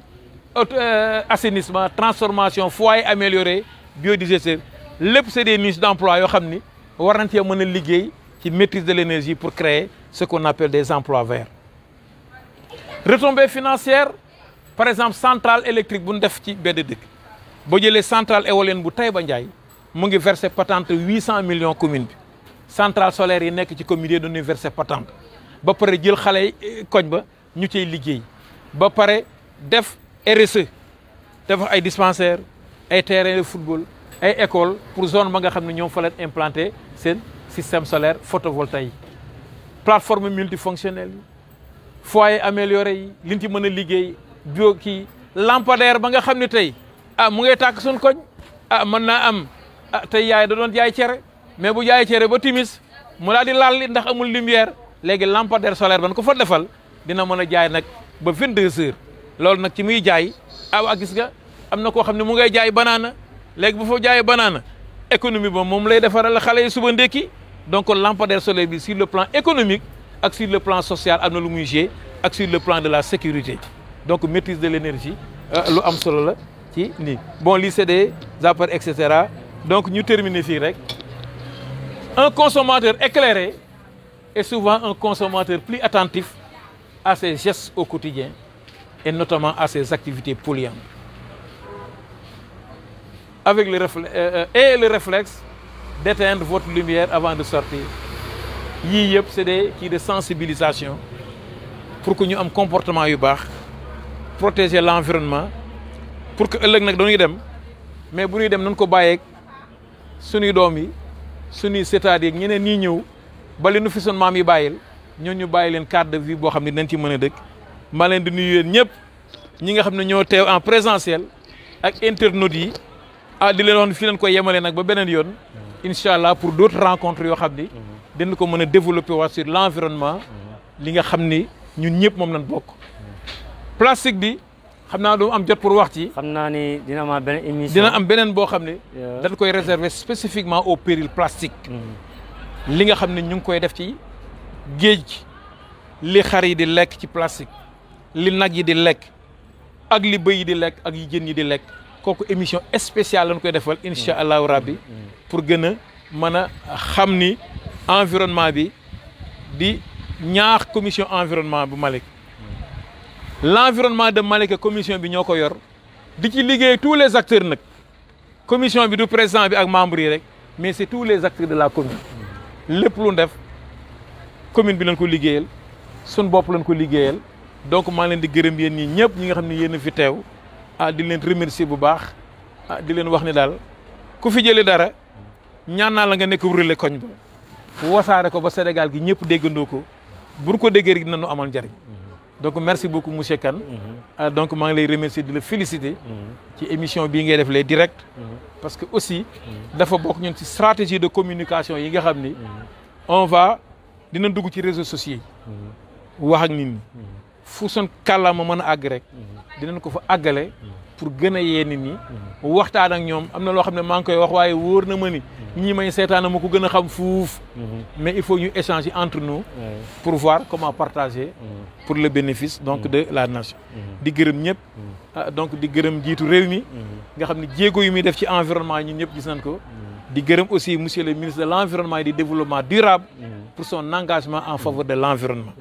moom il s'est engagé vraiment à ce que le Sénégal soit un Sénégal vert un Sénégal où il sera bon vivre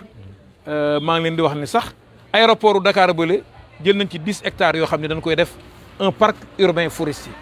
mooy aéroport Léopold Sédar Senghor. Léopold Sédar Senghor 10 hectares yoo xam ne parc lañ koy def donc pour au moins rab yi ñëwaat garab yi ñëwaat ba ñu mën a féex suñu Sénégal. donc merci beaucoup. Voilà. Donc merci donc docteur Gora Niang donc docteur Gora Niang donc tey moo nekkoon invité. koy defee saa su ne donc émission édition spéciale muy politique mu jëm ci wàllu culture mu jëm ci wàllu environnement bépp rubrique boo xam ne rek mu ngi koy am na rek donc ñu ngi ciy jëfa édition spéciale tey Gora Niang nekkoon directeur u CFE donc mu nekkoon tey suñu invité suba nag am na beneen invité fële ci cité Sonatel madame Aïdara mooy doon suñu invité jiite benn mbootaay foofu donc mooy suba mooy doon suñu invité ci Malika Live ak K-Média donc di gërëm aussi ñi nga xamante teew na fi président commission environnement bu mairie Malika muy Aline Mbaye di remercier pas grand yi fi teewoon yëpp ay ñoom Libaas Niang ay ñoom Ibou grand Ibou Faye ay ñoom Iba Tall ay ñoom donc ak ñoom Makou donc ñëpp ñi fa xam teew nañ assisté nañ tey émission bi en direct fii ci stade Malika ci bon jën jox daje ba beneen yoon suba nag am nañ invité fële ci cité Sonatel ak madame Aïdara yoon di daje ba beneen yoon